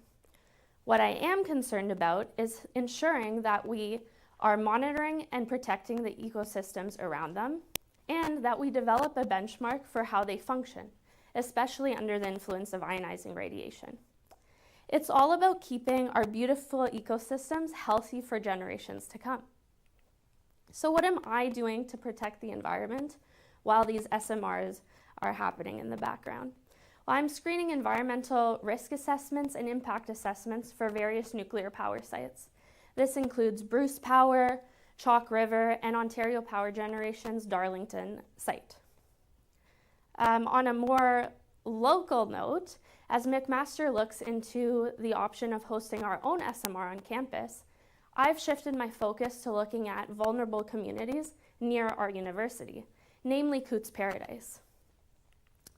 In my research, I'm looking specifically at factors like biodiversity, meaning what species are actually found in these areas, species at risk, understanding how developments might impact these vulnerable species, and non-radiological risks, things like water contamination during construction, dust pollution causing impacts to air and water quality, and things like the unique challenge of transporting uranium fuel to very remote locations. When I'm reviewing these documents from a radiobiological perspective, one thing is very prevalent. Non-radiobiological risk is just as significant. But it's not all about the environment, it's also about the community. One of the main reasons for deploying SMRs in Canada is to shift diesel reliance in northern and remote communities, many of which are Indigenous communities. Ensuring that we engage and critically work with these communities is critical to the work. Currently, I'm working on developing international workshops with researchers to understand best practices for integrating these SMRs into local communities. Part of this is also making sure that we are meaningfully engaging with these Indigenous groups. We're currently working to interview Indigenous elders, Indigenous community members, and leaders to better understand perspectives on land use, as well as integrating Indigenous knowledge with Western science. In summary, SMRs provide a very exciting option for Canada, but it is clear that there are many challenges. Going forward, it's really important that we make sure we considered environmental risk with that community engagement piece to carefully plan and to create thoughtful discussions. But if done right, SMRs give us the potential to meet our energy needs while considering the environment and the communities that will host them. Thank you. Thank you so much, Ria. And now from the University of Toronto, we have Dr. Nirvana Nursimulu.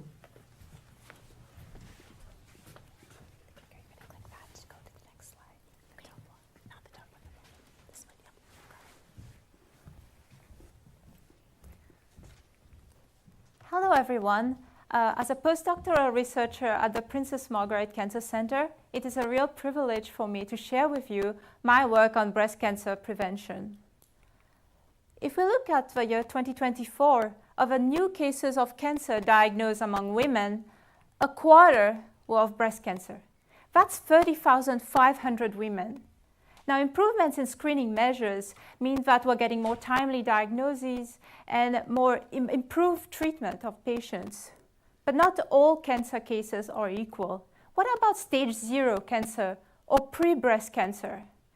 This is also known as ductal carcinoma in situ, or DCIS. DCIS is characterized by cancerous cells that are contained within breast ducts.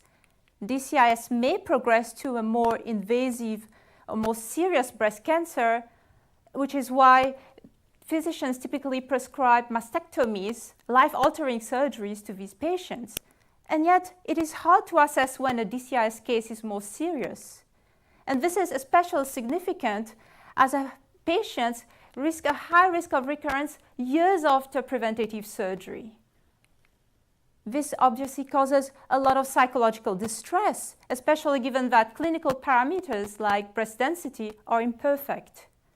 So I propose to look beyond clinical parameters and to look at molecular subcellular differences between DCIS cases that are more severe and others, especially looking at metabolic differences. Now, whether healthy or cancerous, cells use metabolism to acquire nutrients from the environment, so things like oxygen and glucose, from, say, blood, to produce energy and other building blocks for proliferation, and employ enzymes, which are protein molecules encoded by genes within the genome, to make this conversion from input metabolite to energy and so on. Now, in contrast to healthy cells, proliferating cancer cells are characterized by abnormal, rewired metabolism, where they utilize a lot more glucose to ultimately get the same energy yield. This is paradoxical, but makes sense when you realize that human metabolism is actually highly complex, where the products of energy metabolism, in effect, feed into other metabolic pathways. And so, in effect, what you see is that energy metabolism is balanced off with other metabolic pathways, say, that produce the building blocks required for the uncontrolled proliferation that characterizes cancer. How do we decipher this? I use computational techniques to understand this majestic hairball that's human metabolism and to understand what's happening at the subcellular level, particularly metabolic modeling. And I am using data from the Translational Breast Cancer Research Consortium concerning 158 DCIS patients. These patients underwent surgery after diagnosis and were followed over a period of at least 5 years. And over the follow-up period, 95 had no recurrence, whereas 63 experienced DCIS recurrence within 5 years of diagnosis. In particular, I am using gene expression data collected from the breast tissue that's dissected during surgery. Now, when a gene from the genome is expressed, it serves as a readout of how much the corresponding enzyme is actually active in the cell, and thus what metabolic functions are being used by the cell. So I identified 529 genes differentially expressed in the DCIS recurrent cohort, mapped this onto this majestic network, and through modeling, identified that fatty acid synthesis is upregulated in the DCIS recurrent cohort. And this aligns with previous findings of increased fatty acid synthesis in breast cancer. Importantly, this serves as a marker of potentially DCIS recurrence, which requires further work. Now, I will expand on this work to look at a bigger cohort and identify ancestry-specific signatures, so that we can better predict DCIS for different individuals of different ancestries. To end, Dr. Mukherjee called cancer the emperor of all maladies, the king of terrors. I hope that with my work, DCIS patients have a better chance of fighting recurrence and a better quality of life. Thank you all. Thank you so much, Nirvana. That was amazing. Thank you. Next, we have Dr. Lei Zhang from McMaster University.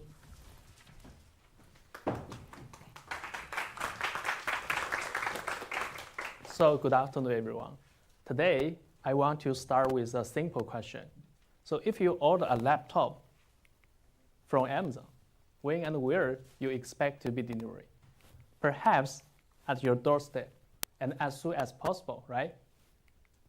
But if you imagine if you apply the same expectation to something more critical than laptop, for example, cancer drug. It was expected to be delivered direct to tumor and kill the cancer cells. However, our current drugs have some limitations. The key problem is lacking targeting abilities to tumor. Even though scientists use the delivery system, there still be limited diversity in the design. In this case, the drug will be released everywhere through our body, and it will kill the normal cells, causing significant side effects, such as hair loss.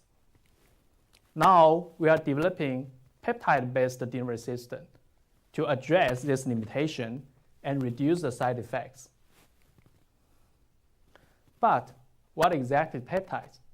And how the peptide-based delivery system work? So peptides are small proteins. It's made up by the amino acid. See here, this is amino acid, the building block of peptide. It can form the peptide, but it should be less than 50 amino acid. If it's over 50, it's a protein. Then this peptide can assemble into higher and functional structures. These structures can encapsulate drugs and make the delivery. Because the peptide is found in our body, there are lots of benefits. For example, no toxicity and high compatibilities. As we mentioned, we have 20 amino acids in our human beings. Then we can design the peptide sequence diversely and easily. The most important thing, peptides have targeting abilities. You may wonder how this targeting and design diversity happens. See here, thanks to AI and machine learning, we can design peptide and predict the sequence of the structures. For example, if we design a peptide sequence with 18 amino acids, since there are 20 types of amino acid in nature, there will be like 20 to the power of 18 possible combinations. That's a lot. Then using the machine learning, we can analyze the database and screen the peptide for the high affinity for binding the tumors. So this specific binding is crucial for the targeted drug delivery. When we have the peptide, we can create a peptide drug conjugations. This is our delivery system. This system allows peptide carry the drug to the tumor site and release the drug and kill the cells. However, for the free drug, they lack the targeting. They will release everywhere throughout our body, and that will cause our normal cell death. This is the side effects came from. In this case, we can see, okay, here is our in vivo result. The y-axis is the size of our tumor. The higher number indicates the large tumor size. And the x-axis is the day after we inject our drugs. So you can see here, the black line is untreated, and the red line is free drug treatment. Excitingly, we can see our peptide drug treatment. This one can maintain the smallest tumor size during the treatment. So this result indicates the efficiency of our peptide-based drug delivery system. Okay, in conclusion, just like we want our laptop to be delivered faster and right to our door, our goal is to deliver our cancer drugs exactly where they need to go. So with our peptide-based delivery system, we are going to create a future with cancer-efficient delivery without any side effects. Thank you. Thank you so much, Lei. I feel like I sneak up on people from the wings here. Next up, our speaker will be from TMU, Dr. Ayman Ahmadfar. And we're just going to click that click. Okay. Hello, everyone. I hope that you are not tired and have had a good winter so far, and also have had the chance to participate in some of winter activities like ice skating and snow skiing. And I think that, but we should also be thankful of our heating systems that keep our buildings warm enough that we feel comfortable. And I think this brings us to the topic of my today's discussion, that is about the amount of significant energy that we need for making our buildings warm or cool in Canada. And by knowing the fact that we have huge temperature fluctuations in Canada, sometimes in winter the temperature reaches to minus 25, and in summer it reaches to 40, 45. So we see there are many fluctuations that we need a significant amount of energy to respond to this requirement. And here I have brought 2 pie charts that show interesting statistics about Canada. So here we see that about 4% of energy that we use in our residential buildings, we use it for space heating. And for this energy, we use 55% is coming from burning natural gas that causes to emit 25% of national greenhouse gas emissions in Canada. So this shows that we need a cleaner solution to heat and cool our buildings.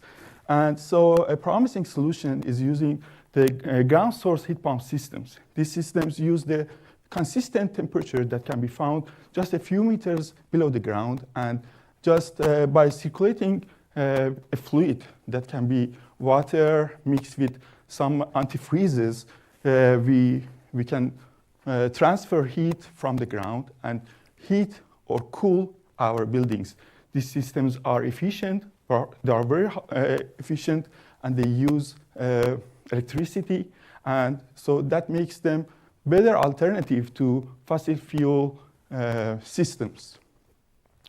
So these systems have 3 different parts. The ground loop that is circulating water inside the ground and then brings up. So by this circulating water, we can exchange heat with the ground and with the soil.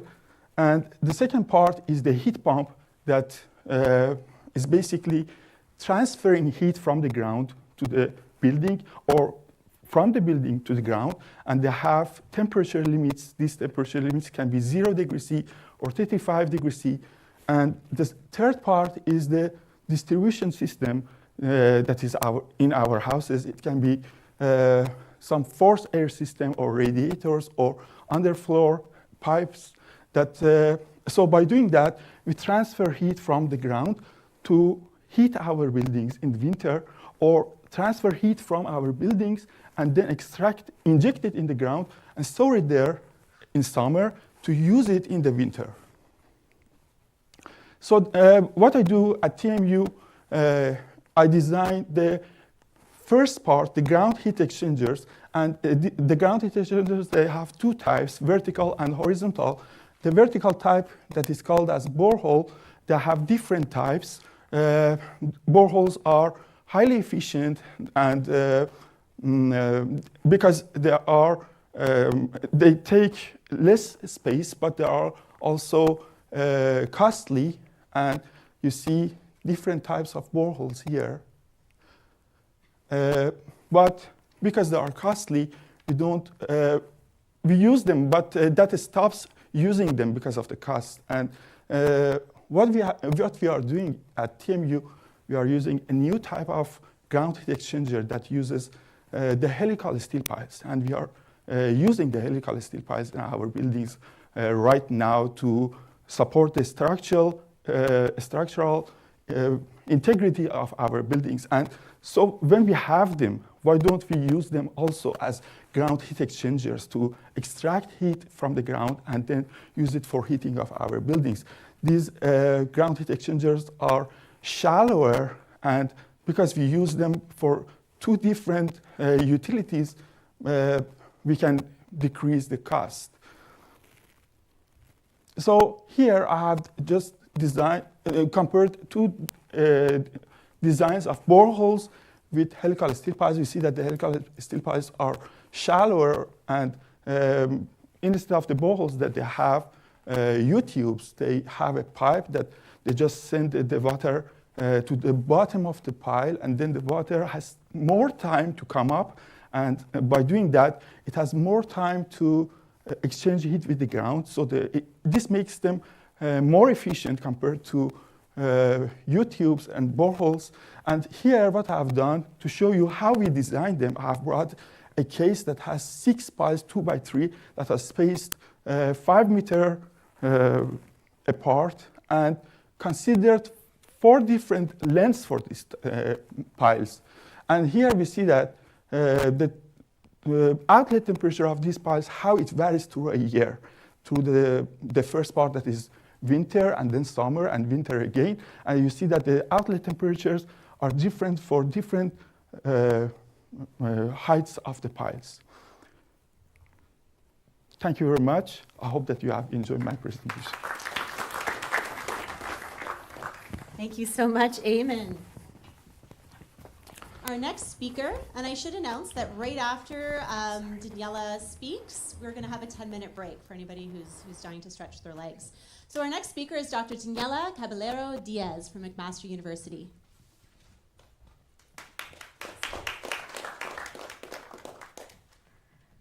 Hello everyone, I'm Daniela and I'm here to share a little bit of my research with you. I always feel that I'm sharing a little bit of my personal experience as I was an engineer as an undergrad. And I do research on women in engineering. And I would like to start with a question to you. If I ask you to draw an engineer, what would you draw? What is this person doing? What does it look like? If you're like most of the kids in this study, you will draw someone who is dealing with engines or cars, building things, and men. I am right? Hopefully not. So this is a big problem that we have now these days, that we have low participation of women in engineering, especially in sub-areas of engineering. And this is not only because women, we have stereotypes or beliefs that we bring from early stages of educational trajectories.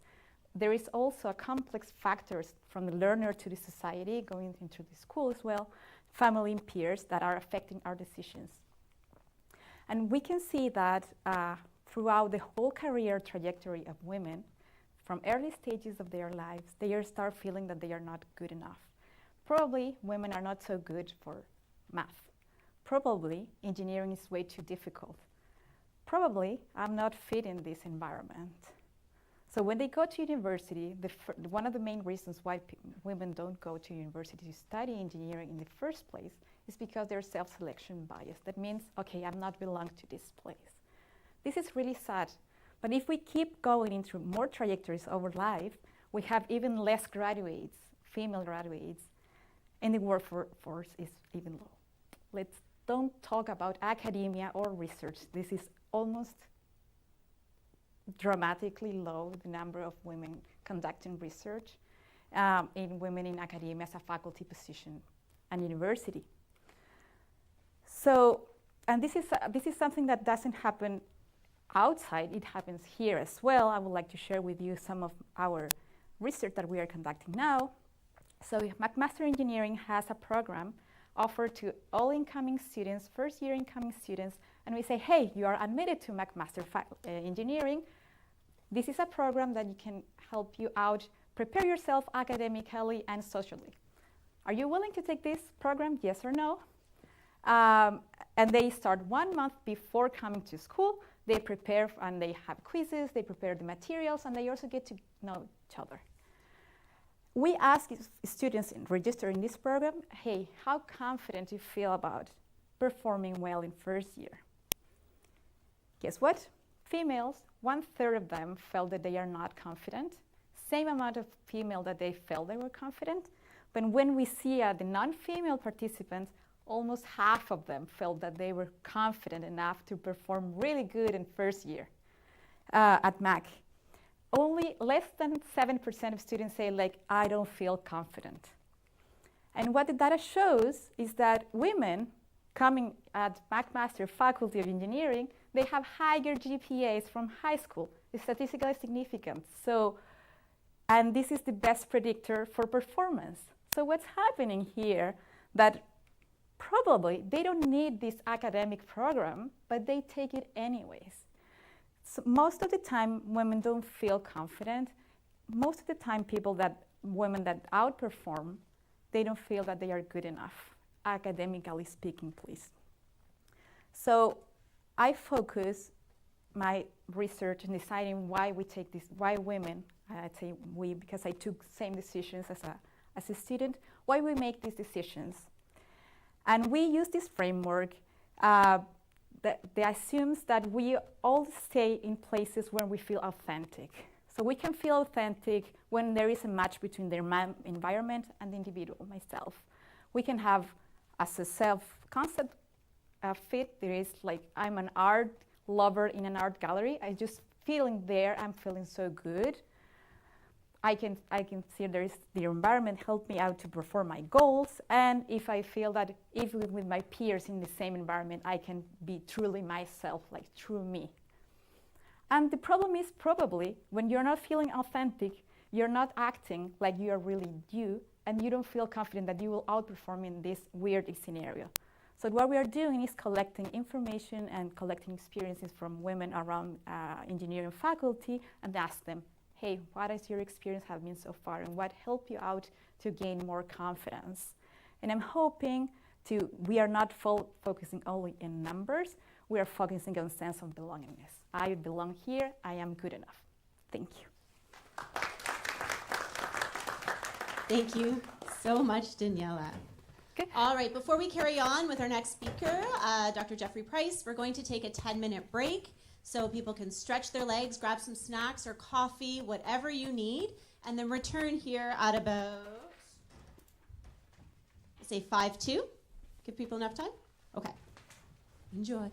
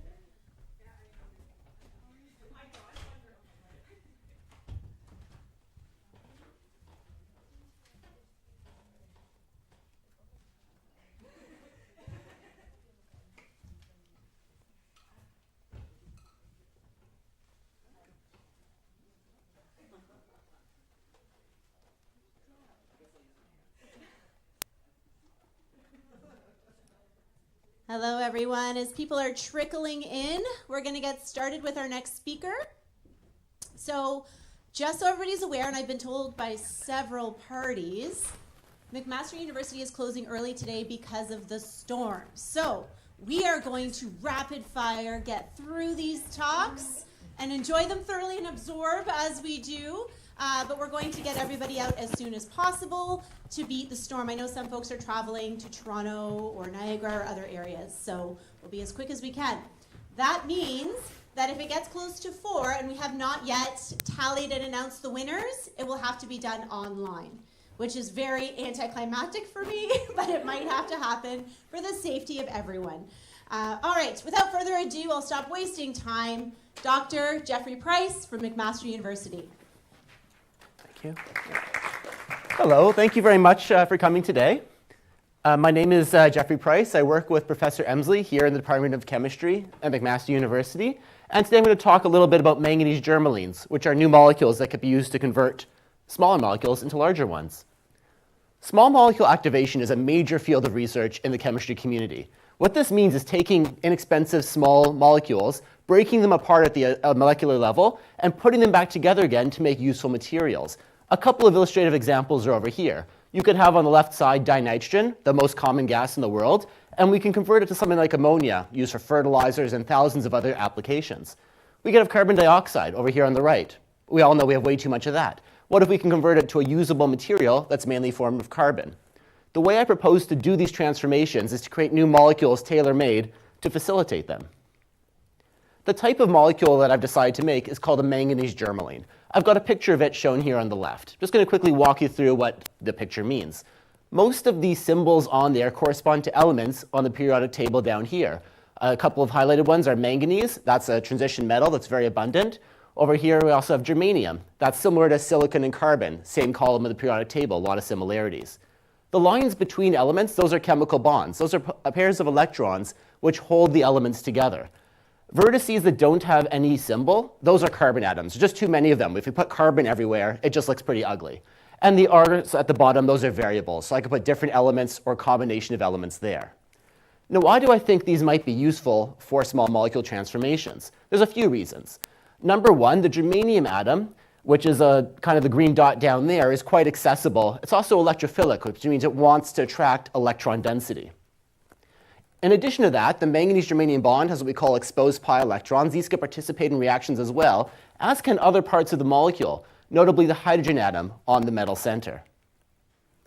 There's a few things I want to talk about what I do on a daily basis. When I'm in the lab making molecules, I'm using these devices that's shown here that are filled with inert atmosphere. Because we can't allow any water or oxygen to get at the molecules, it will destroy them.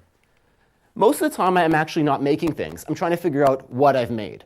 So there's 3 different ways we'll analyze these molecules. One of them is called spectroscopy. Basically, we see how these molecules interact with energies, and from those interactions, we can gain huge amounts of insight into the nature of the molecules, their structures, and how different parts of them are interacting with each other. Another major way we look at them is through X-ray crystallography, which allows us to, among other things, take pictures of the molecules, as you see here on the left. The different colored orbs are different elements.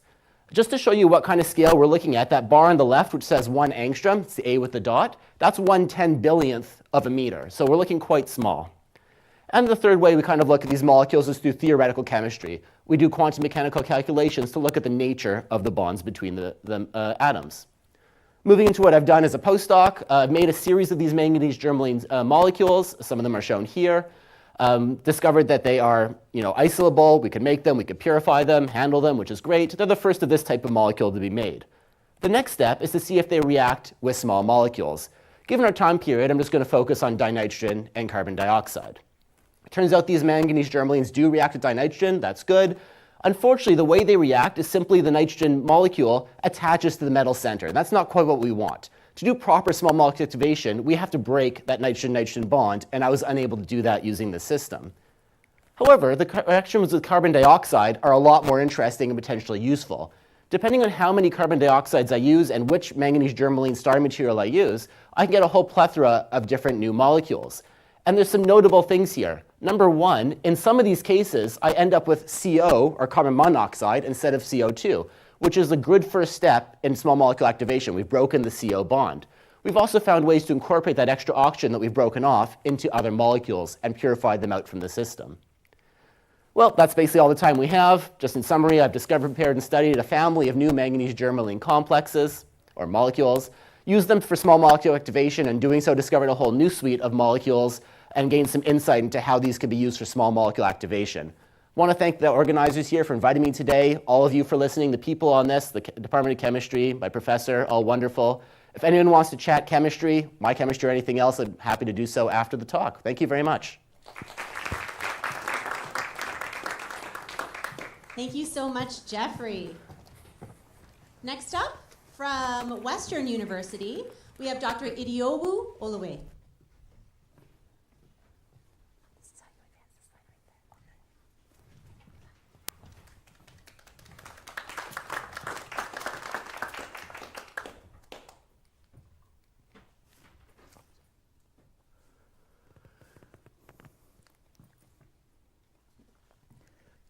Hi, everyone. So a few years ago actually, I completed my PhD studying the bacteria that causes tuberculosis, which in fact is a slow-growing bacteria, is highly contagious, and it can be drug resistant. But now it's time to move on. And when microbiologists like myself move to study a new bacteria, we often take or study a different bacteria within the same family, or switch to something easier to grow in the lab. That way you can plan experiments from day to day, which leads to scientific discoveries and publications. But I've done the complete opposite of that. Allow me to introduce you to something that's much more slower than the bacteria that causes tuberculosis. It is contagious or transmissible, and it can be drug resistant. This is MGen, which is also known as Mycoplasma genitalium. And this bacteria causes sexually transmitted infections in humans, and unfortunately, it disproportionately affects marginalized groups. And in severe cases, when you don't treat this infection, it can lead to things like infertility or even cancer. And you might be asking, we've been wondering, why did I decide to study something so difficult in the lab? And that's because I'm trying to catch it before you or someone you know catches it, okay? And because this is a very important bacteria, it is important to be able to test this in the lab. And I'm going to talk about some ways on the challenges we face when you try to diagnose this briefly. So one of the things is it's an extremely slow-growing bacteria because most bacteria will grow within a day. The bacteria that causes tuberculosis usually take within 6 to 8 weeks to grow. With MGen, it is much more slower. It could take up to 3 months to grow in the lab, and if you're lucky, maybe 2 months. And it is a fastidious bacteria. What that means is it is very picky. Imagine you have a toddler who is very picky with food. That's how this bacteria gets. It is very picky, and that can be quite frustrating. And also, it is resistant to many antibiotics, and that is because it lacks a cell wall that many bacteria have. Therefore, the drugs cannot target what's not present. And scientists really use what we call PCR machines to detect this in the lab. And I'm going to talk about how this works briefly. For a PCR machine to work, you need additional equipment like a computer or a gel dock to visualize your image. And this machine uses a variable temperature to amplify your DNA, and that's how you can know if a sample is positive or not. And usually the analysis will take about 2 to 3 hours if you're a very skilled technician. and it is quite expensive because you need to buy this machine, train the folks who are going to use it, and also the additional equipment you're going to be using for testing. What my research is doing, what we'll be doing in the lab, is to take a new technique called lamp assay, and basically what you need is just a heating block like that. You can literally get that on eBay. And what it does is it allows for colorimetric detection, which means you can visualize your result with your naked eye without the need for you to buy a new computer or something else. And it uses a constant temperature, unlike your PCR machines that uses various temperature for DNA amplification. And your results can be ready under an hour. That's quite quick compared to PCR. And it is cheap and easy to use, which means you can deploy this in under-resolved communities where they don't have equipment like PCR or facilities to carry out this kind of analysis.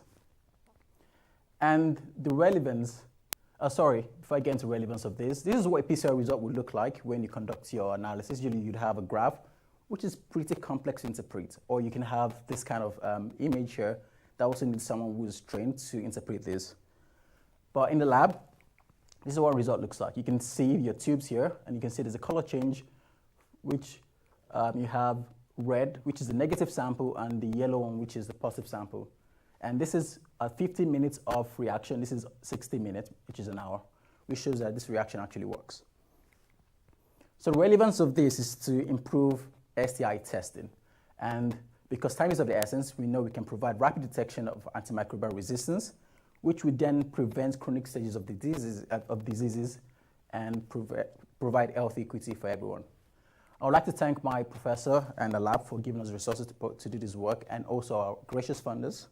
And thank you all for listening.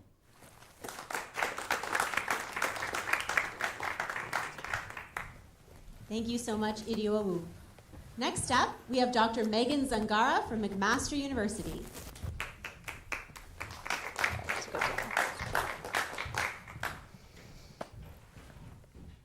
Hello. This is going to kind of sound counterintuitive, but I am super excited to talk to you about psychological stress today and how it is really a wrecking ball on your gut health and can actually perpetuate some chronic diseases like inflammatory bowel disease. So inflammatory bowel disease requires the coalescence of 3 different risk factors: alterations to host genetics, the environment, and microbiota, to actually perpetuate disease. And because this is a chronic disease with no current cure, it's estimated that by 2035, over 1% of the Canadian population will have received a diagnosis. Now, there's a lot of different specific risk factors that fall under these 3 umbrella categories, but for everyone's sanity today, I'm just going to talk about 2 of them specifically. So in 2021, my lab group published a study that asked the question, what happens when you take a host, i.e. a mouse, and you infect it with an IBD-associated bacterium like AIEC, and then subject it to stress? It turns out that stress makes the bacteria very happy, and they replicate a lot within your gut. And this is because it at the same time makes the host very sad and causes the premature death of a lot of very important immune cells, allowing them to succumb to the infection more. So I've decided to follow up on this work and ask the question of what is really happening to this intestinal barrier that is usually the wall between whatever is hanging out in your guts as well as your immune system, which is supposed to keep you safe. So antimicrobial peptides are really akin to antibiotics in that their sole purpose is to kill bacteria, which we have a lot more of when you stress these hosts. So it's really unsurprising that Paneth cells that are the main producers of the antimicrobial peptides lose the ability to actually make these antimicrobial peptides under stress, and this results in a reduced capacity to actually kill off bacteria. Now, these antimicrobial peptides are usually held into place in close proximity to any bacteria in your gut by this dense mucus layer. And mucus is secreted by goblet cells in your gut. They have this very stochastic progression where they mature throughout their life cycle. And under stress, we see that the fully mature goblet cells aren't as present. Oh, there's no laser pointer. And this really results in alterations to the mucus that is being produced, where the mucus is stained here in red. It's a little bit blurry. It usually looks a lot prettier, but these really immature goblet cells that are still present producing mucus lose the ability to coordinate their mucus secretion, and they're really just chaotically releasing their globules of mucus. So the cells within your intestinal barrier undergo a lot of different stressors, not just psychological stress. So they're constantly being regenerated and replenished by new baby cells. And these cells are created by the stem cells, which are stained here in these little pink and red dots on these images. And it's really unsurprising, given that there's a lot of dysfunction in the adult cells that I was just showing you, that stress causes a reduced capacity for these stem cells to make new healthy cells to replenish this damaged layer. So in conclusion, what I've shown here is that psychological stress actually hinders the regenerative potential of our stem cells, which causes a reduced production of antimicrobial peptides, which are going to kill any invading bacteria, as well as creates a dysfunctional mucus layer, which is also going to create a physical barrier against this infection. So what I'm still actively working on is trying to connect the loss of a signaling molecule that is produced by these immune cells to how it is altering the proliferation of these stem cells. But overall, we can conclude that psychological stress is weakening the intestinal barrier and leading to loss of host control of this infection. So if you remember at the top, I promised I'd talk about 2 things, but I'm actually really going to talk about 3 things because it takes 3 different risk factors to actually trigger the onset of IBD in patients. So what happens if we add genetics into the mix? I run all of the experiments over again, and then I look at the same types of things. We see a lot of the same types of results where there's a decrease in proliferation, antimicrobial peptide secretion, and mucus production. But one important difference is that if you add host genetics into the mix of these experiments, we see a reduced capacity of survival post-stress. And this is really important to note, that you need all 3 of these things together to produce this reaction, and all 3 of these things are happening in people that have IBD every day. So it's really important that we continue to study these together. So thank you everyone for listening, and thank you to my collaborators and funding sources.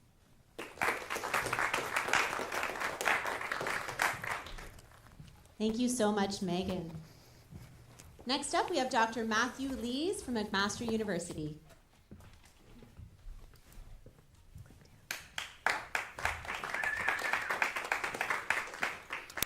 Okay, thank you. Quick question for everyone. How many of you want to reach 85, 90 years old or beyond? Show of hands. Most of us, right? Me too. Have we ever actually stopped to think what our physical health is going to look like at that time? Because it's highly likely that you're going to reach that age. Statistics Canada have projected that the amount of people aged 85 years and older is going to triple by 2050. So we need to consider what our health is going to look like. And the goal of my presentation is to address the distinction between lifespan and health span, and the role of muscle in extending health span. So here we have a younger person with healthy muscle, normal muscle fibers, healthy mitochondria, which are the energy-producing factories within the muscle cell, and a nice distribution of muscle tissue and very little fat content. And as a result, you can see that the lifespan is the full bar, and the health span is pretty much overlapping that. So bar a catastrophic event or illness, the person's health is going to overlap the lifespan. So the lifespan is the amount of years that we spend living, and the health span is the amount of years that we live in good health.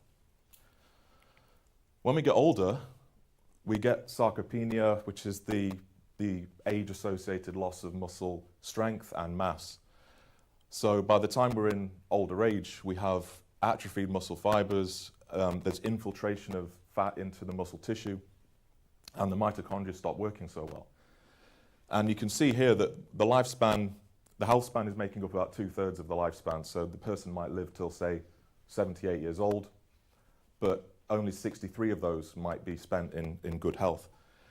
And I'm going to explain why the muscle is a huge target for us in terms of extending that health span.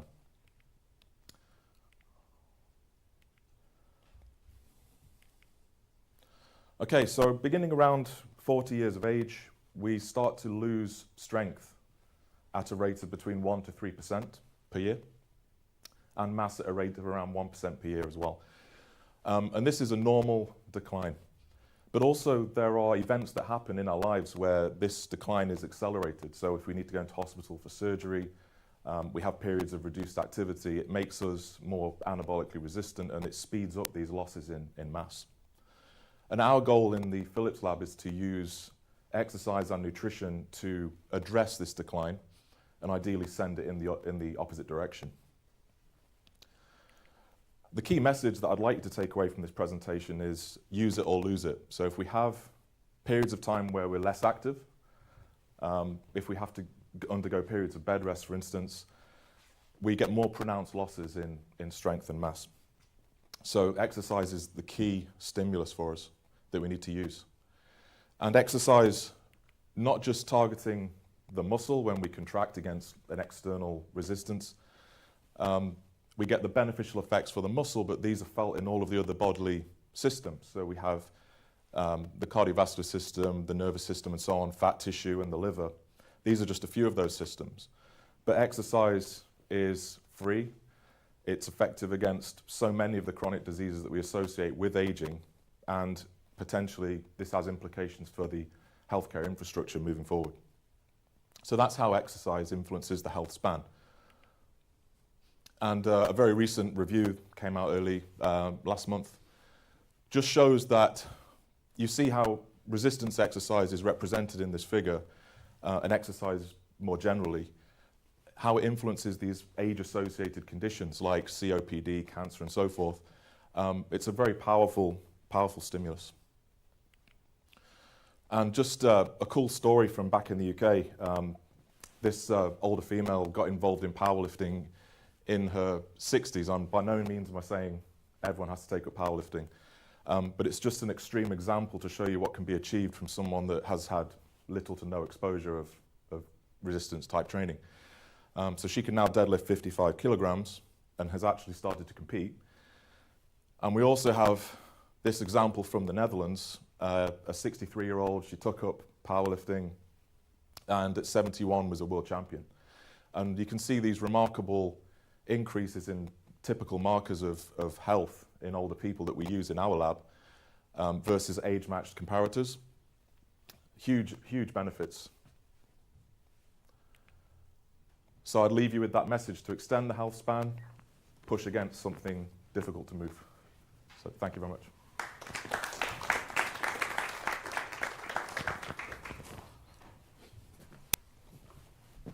Thank you so much, Matthew. Our next speaker from Carleton University is Dr. Carolyn Hare.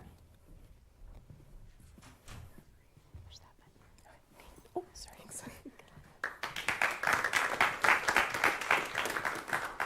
Hi, everyone. So today I'm going to be talking about school attendance and factors that affect it in youth with ADHD. So chronic absenteeism is when students miss 10% or more of school days, and this could be an absence due to any reason. So an excused absence or unexcused absence. So maybe you're sick or maybe you're skipping school. It's also a risk factor for, it's a risk factor for school dropout and a host of other mental health difficulties, financial and academic difficulties as well. So if you have a student who's going to school regularly in elementary school, you can tend to see better outcomes in high school and post-secondary and when you get into the workforce. ADHD is a highly prevalent neurodevelopmental condition which is characterized by inattention, hyperactivity, and impulsivity. There's also these profound educational impacts. Sorry, I think the slides are advancing without me. Leading to high dropout rates and more missed days of school. One thing to keep in mind is that students with ADHD can be successful, especially when given the correct supports. So I really kind of want to understand the relationship between ADHD and school attendance. So I launched a parent report survey across Canada, and to measure attendance, my research group has been looking at a new school attendance measure we developed called the Questionnaire of School Attendance Problems. I'm also particularly interested at looking at environmental sensitivity, especially since my doctoral work focused on sensory processing and multisensory integration. And I also want to look at school relationships. Sorry, it's not. So I really basically want to improve school attendance in youth with ADHD, leading to improved educational outcomes. So when you think of school relationships, often you think of peer relationships, and a lot of youth with ADHD kind of have these social challenges or face rejection from those peers. In addition, we have the relationship between parent and teachers. So we asked teachers to rate their trust in parents of students, and then we also had teacher ratings of ADHD symptomology. So we found when there were higher levels of inattention, there was a lower level of trust in their students' parents when teachers were looking at trust. But conversely, when we had hyperactivity and impulsivity, actually higher levels of hyperactivity and impulsivity were related to higher trust in their students' parents. So we basically are predicting that positive school relationships will be related to better attendance in ADHD youth. So next, to look at environmental sensitivity. So this is just kind of your sensory sensitivity to the environment around you. So if you think of the normal classroom environment, we have those really bright fluorescent lights that everyone kind of hates. And then we also have the noises of the classroom, which can be kind of distracting for a lot of students. So we want to understand whether environmental sensitivity is related to absences. So we wanted to look at the numbers of days missed in the past 2 weeks. And I'm sorry, I have no idea why they're advancing without me.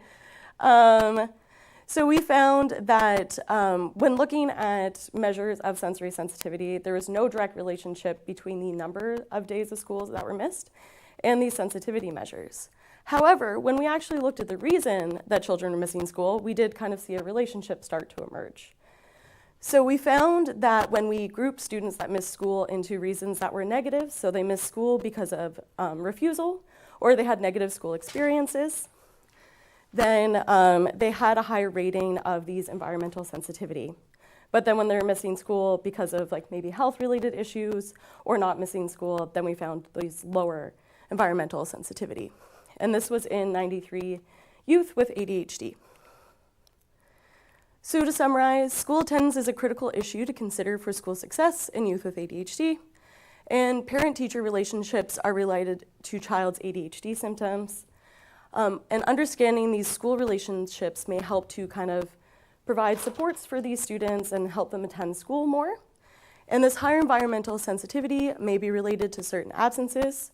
It's important to understand kind of the reason for absence, as we saw there with the negative school absences. And also, more comfortable environments may improve school experiences and attendance for students. And I would like to thank CSAP, which is the Canadian School Attendance Partnership, and the team that I've been working at to look at these issues. Thanks. The slides were advancing without me. I wasn't pressing the button. Thank you so much, Carolyn. Next up, we have Dr. Sina Balaka from McMaster University.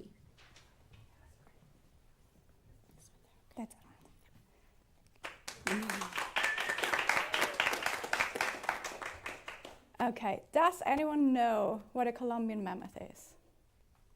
Actually, it's a trick question because it's really complicated. Let me explain. Based on morphology, the steppe mammoth evolved in northeastern Asia around 1.7 million years ago. It dispersed into Europe and lived in Eurasia during most of the early and middle Pleistocene.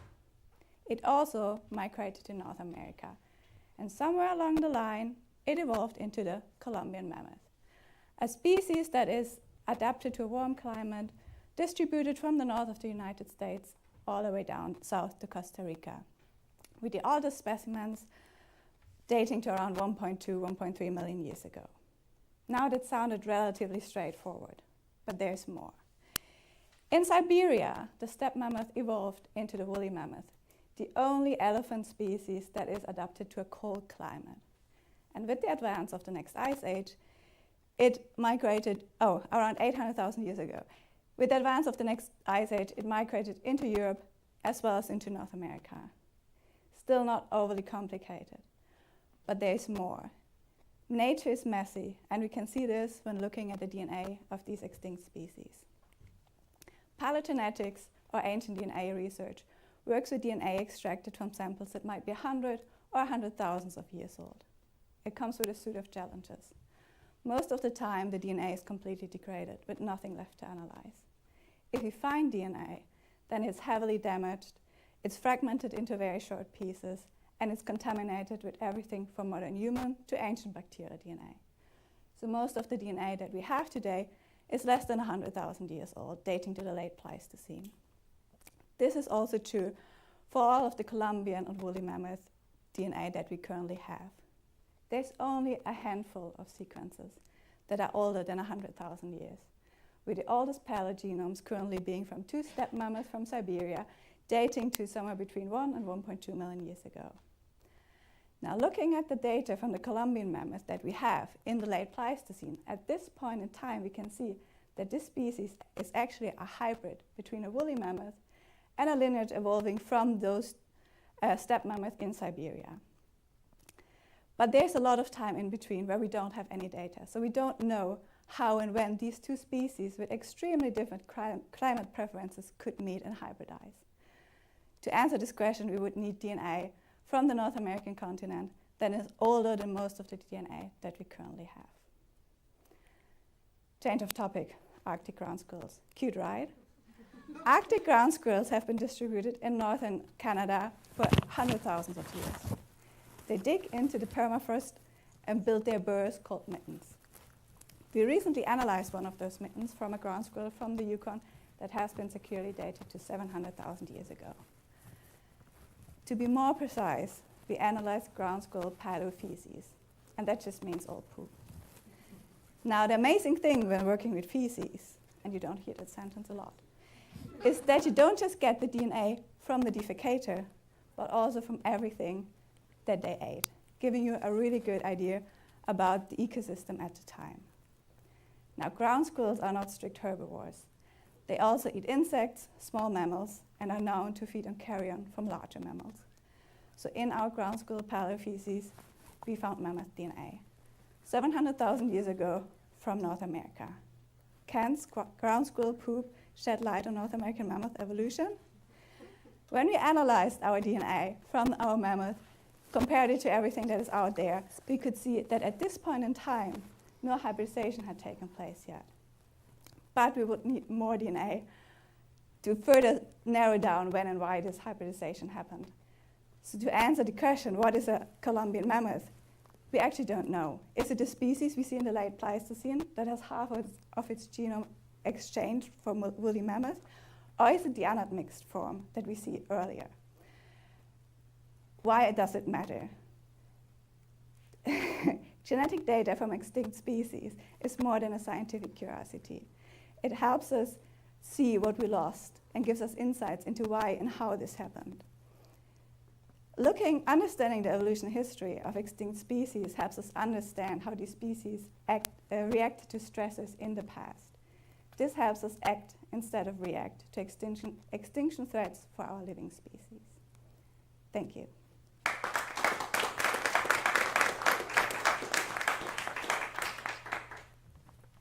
Thank you so much, Sina. Our next talk will be from Dr. Bianca Rodriguez from McMaster University.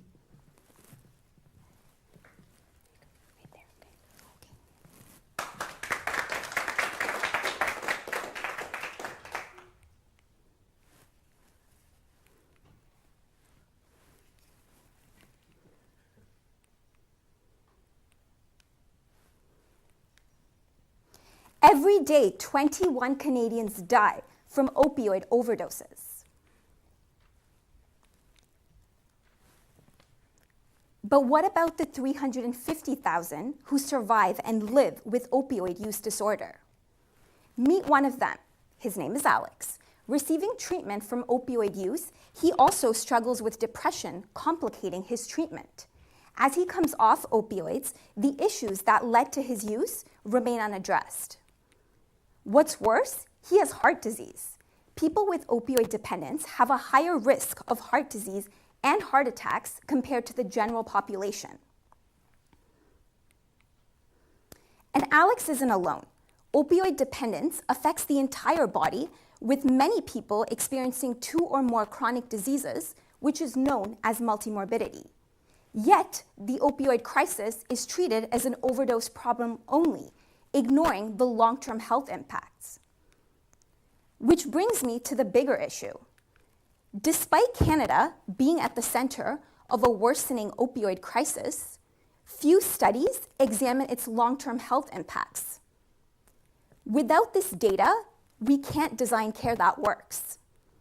This isn't just a medical challenge, it's a health system failure. Multimorbidity leads to greater complications, higher costs, and places a system under strain. So how do we fix this? That's where my research comes in. To address this gap, I used Ontario as a case study, a province with both rural and urban treatment sites, diverse socioeconomic conditions, and a representative sample of the crisis. I analyzed data from over 3,400 people receiving treatment for opioid dependence across 57 addiction centers between 2011 and 2021, linking their clinical records to provincial health databases and following each person's health data for 8 years. First, I identified 16 chronic diseases that are commonly included in multimorbidity research. Next, I assessed their prevalence over an 8-year follow-up period with the bubble size corresponding to how common each disease was. Then, among those with at least 2 chronic diseases, I applied hierarchical cluster analysis to identify disease clusters based on how often conditions co-occurred. Here's what I found.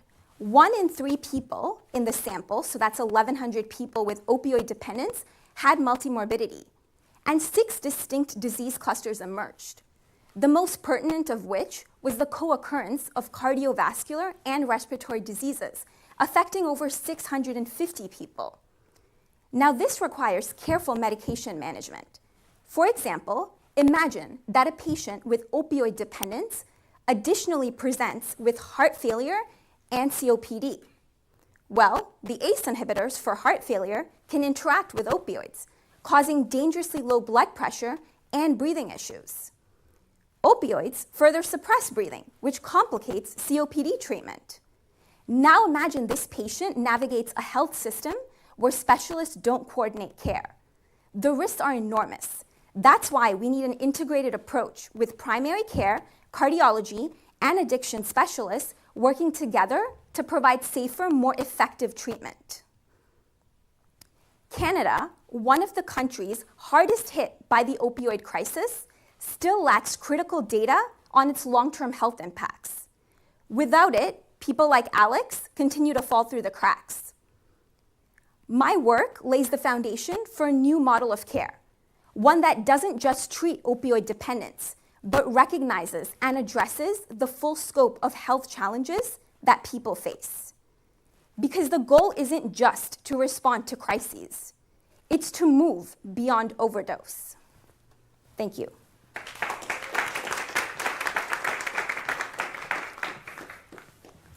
Thank you so much, Mianka. Next, we're going to hear from the University of Toronto's Dr. Riza Dinesh.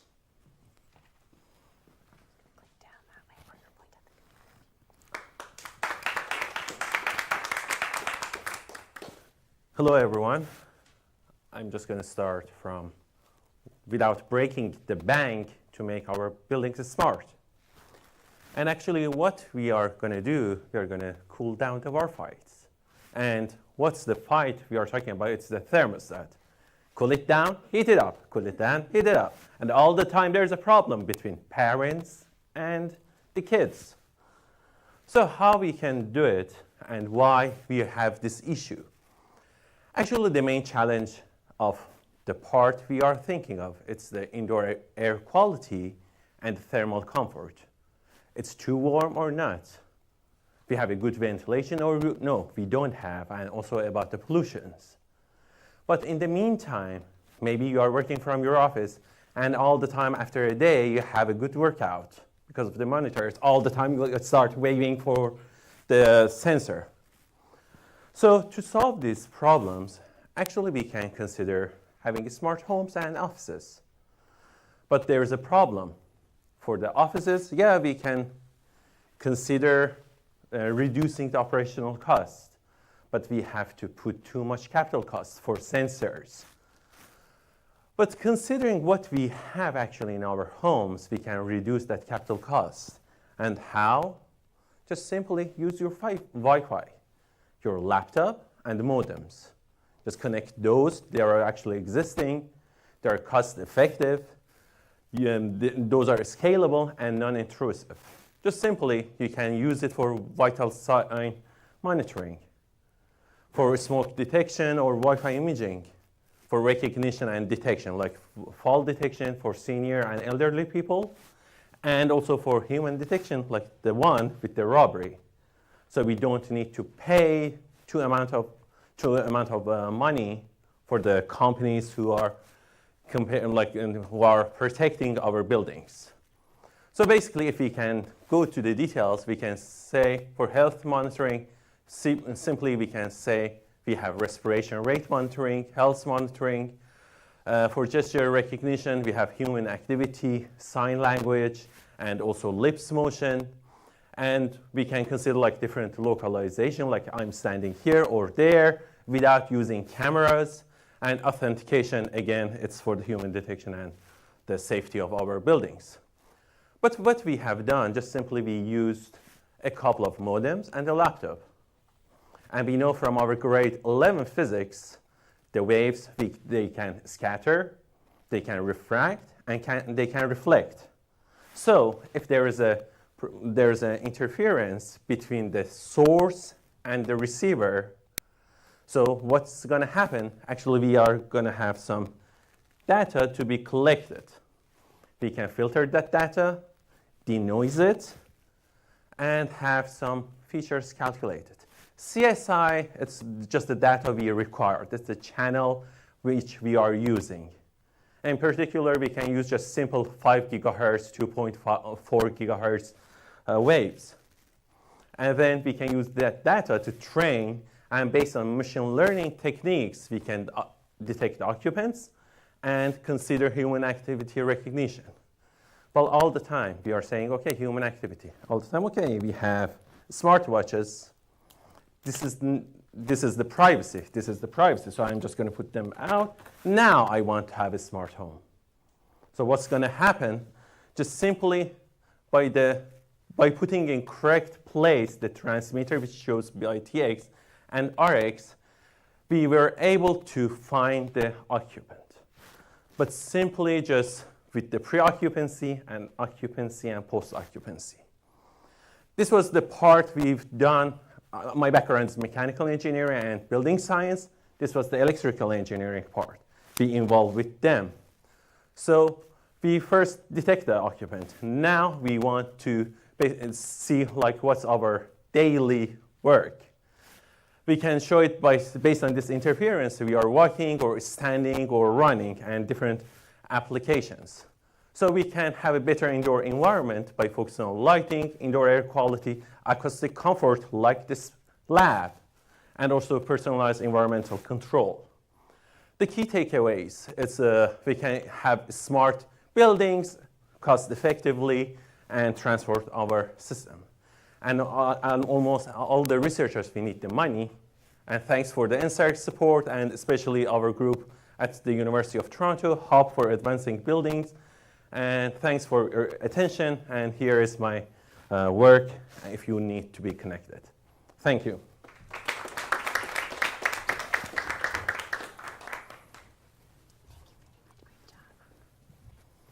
Thank you so much, Risa. Next up, and this will actually be our final speaker. There was an omission of speaker number 20, so moving on to speaker number 21 from the University of Toronto, Dr. Ahmed Shakeri.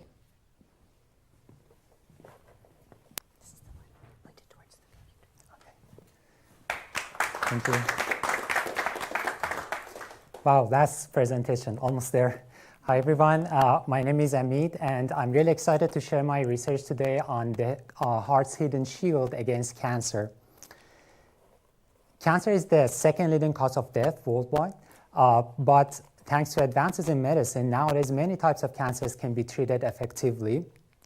However, the treatment gets challenging when cancer spreads in the body, a process called metastasis. This happens when cancer cells dislodges from the original tumor, circulate around the bloodstream, and invade other organs.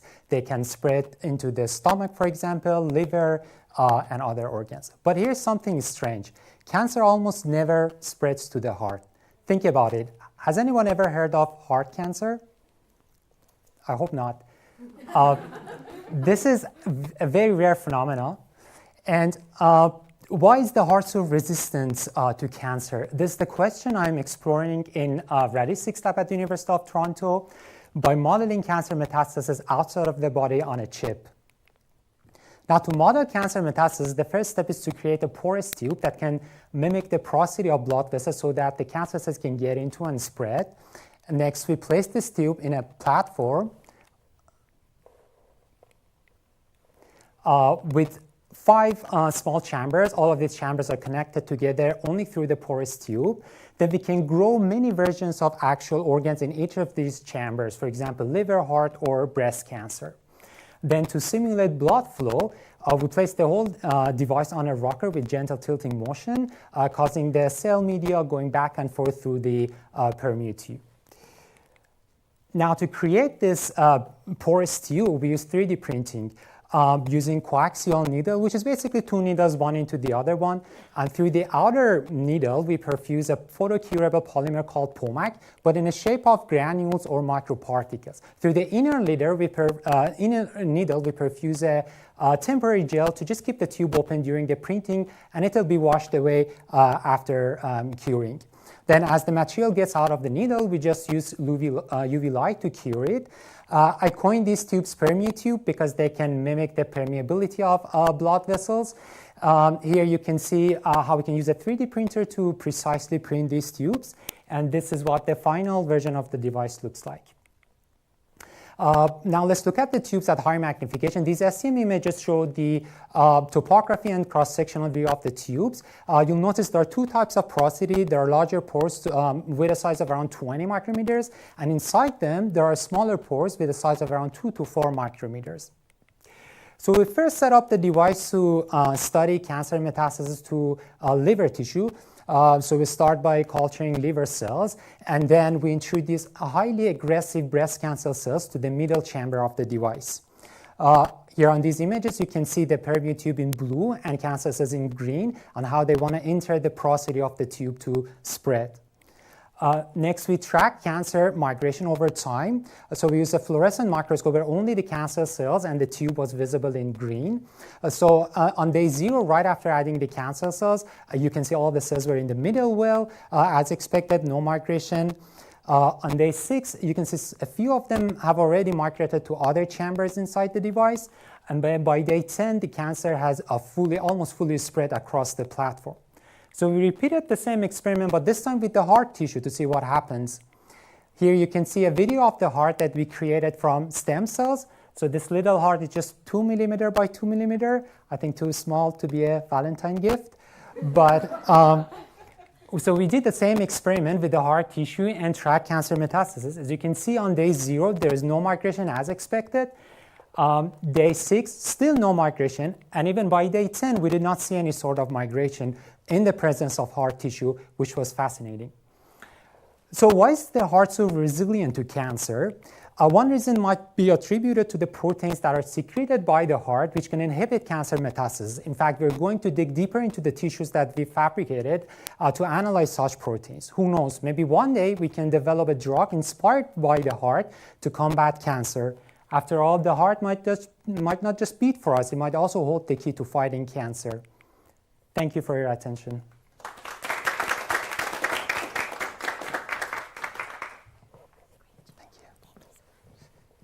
Thank you so much, Eamon. Now, I know everybody wants to know the results, and unfortunately, I think we're going to hold off, and I will send out the results after. For everybody's safety, I want you to get home safe. I know there's a lot of folks from Toronto especially. So what will happen now, Paulina's going to be really mad if I don't do this. Paulina was hoping for a picture. So if all of the speakers that are left in the room could come up, We would love to have a picture of you all together. And this is an image I can send out to everybody, post on your socials or what have you.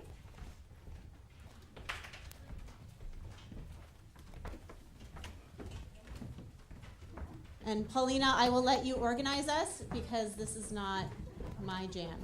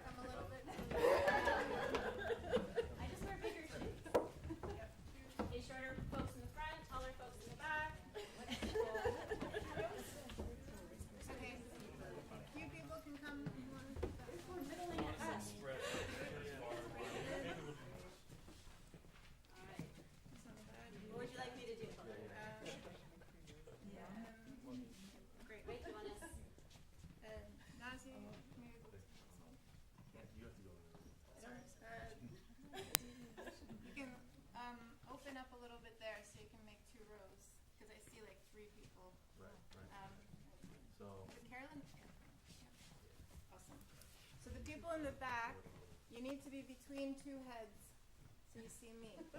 And we can probably still open it up a bit. So the first row steps out and out. Yep. So there's a little bit more gap between people, so the back row is a little bit more visible. Perfect. Okay. 1 second.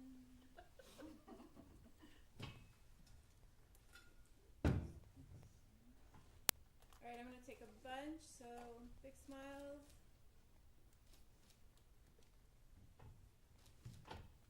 And if you want a silly one, I don't know. Hickory. That's done. Be silly. Silly is good with like arms up. Flailing is good. Jumping amidst the crowd. Katie needs to jump in there. I know.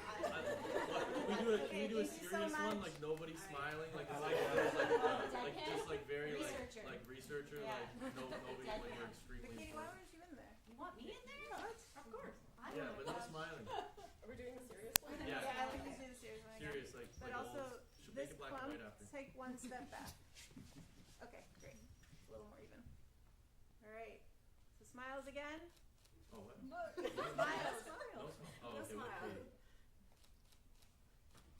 All right, awesome. Thank you so much. All right. Do we do no smile? Ben wants a no smile. I want a no smile. You're this little. I'm trying to get out of here. All right. Thank you so much, everyone. And thank you so much to our wonderful judges for being here. Get home safe.